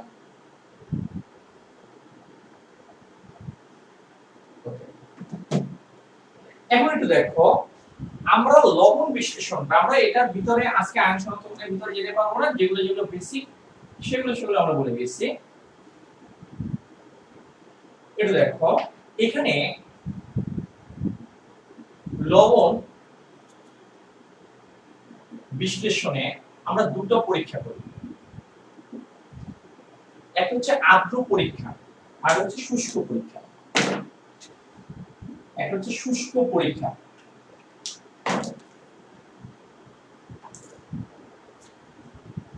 এটা হচ্ছে কি তোমার শুষ্ক পরীক্ষা, আর আরেকটা হচ্ছে তোমার আর্দ্র পরীক্ষা।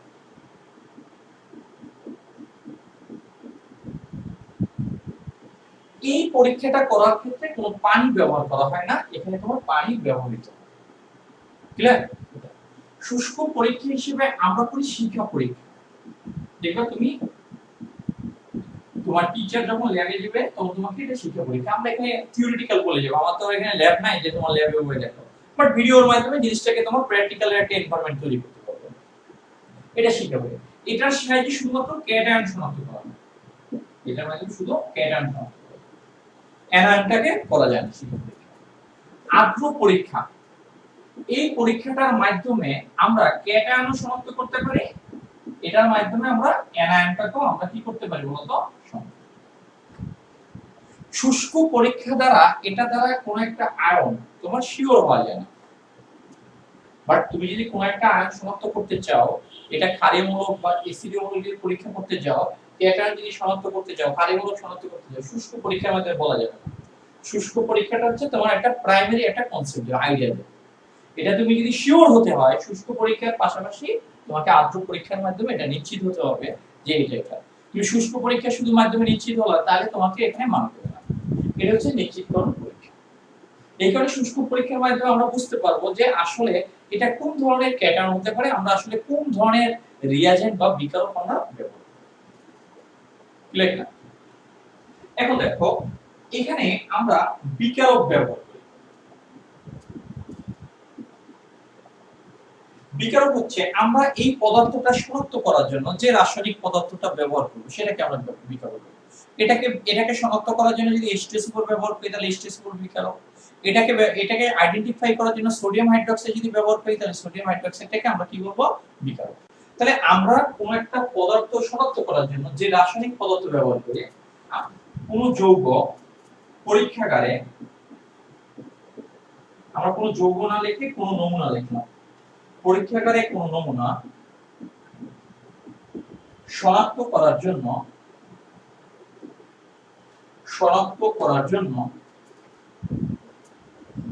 যেসব রাসায়নিক পদার্থ ব্যবহৃত হয়,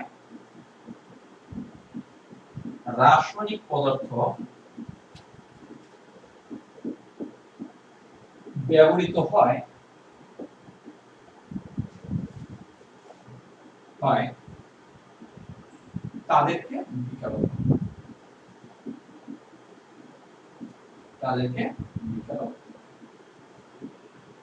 যেমন H2SO4 HCl, সোডিয়াম হাইড্রোক্সাইড, যেমন H2SO4 HCl, সোডিয়াম হাইড্রোক্সাইড।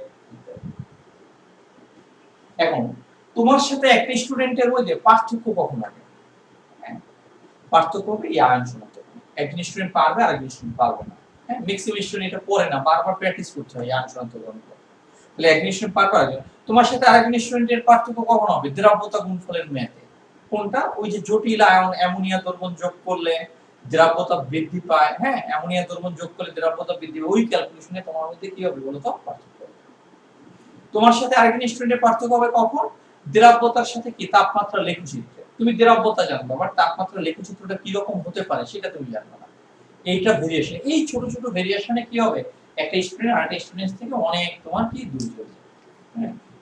একই জিনিস পড়বা, একই জিনিস শিখবা, বাট জিনিসগুলো তুমি কি মনে রাখতে হবে। এখানে বারবার পড়তে হবে, বারবার লিখতে হবে, একটা রাফ খাতা বানাতে হবে, সেটা বারবার প্র্যাকটিস করতে হবে। ঠিক আছে? তাহলে এটা উঠাই নাও।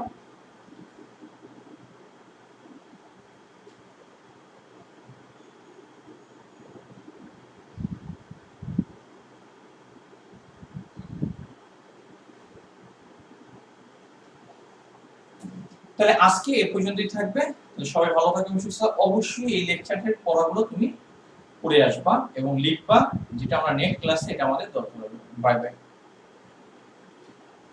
আরেকটা হচ্ছে আমাদের নতুন গ্রুপে, আমাদের নতুন গ্রুপে আমরা 2 মাস পর পরে লিংক চেঞ্জ করব। আমরা এই মাসে আমাদের লিংক তোমার কি দেওয়া শুরু করে দেব, আগে থাকতেই দেব, নাহলে লাস্টের দিকেই হয় না। 20 তারিখের পরে গ্রুপের লিংক দেওয়া হবে, আগামী মাসে নতুন লিংকে ক্লাস হবে। আর তোমাদের পেমেন্টগুলো করে ফেলবো।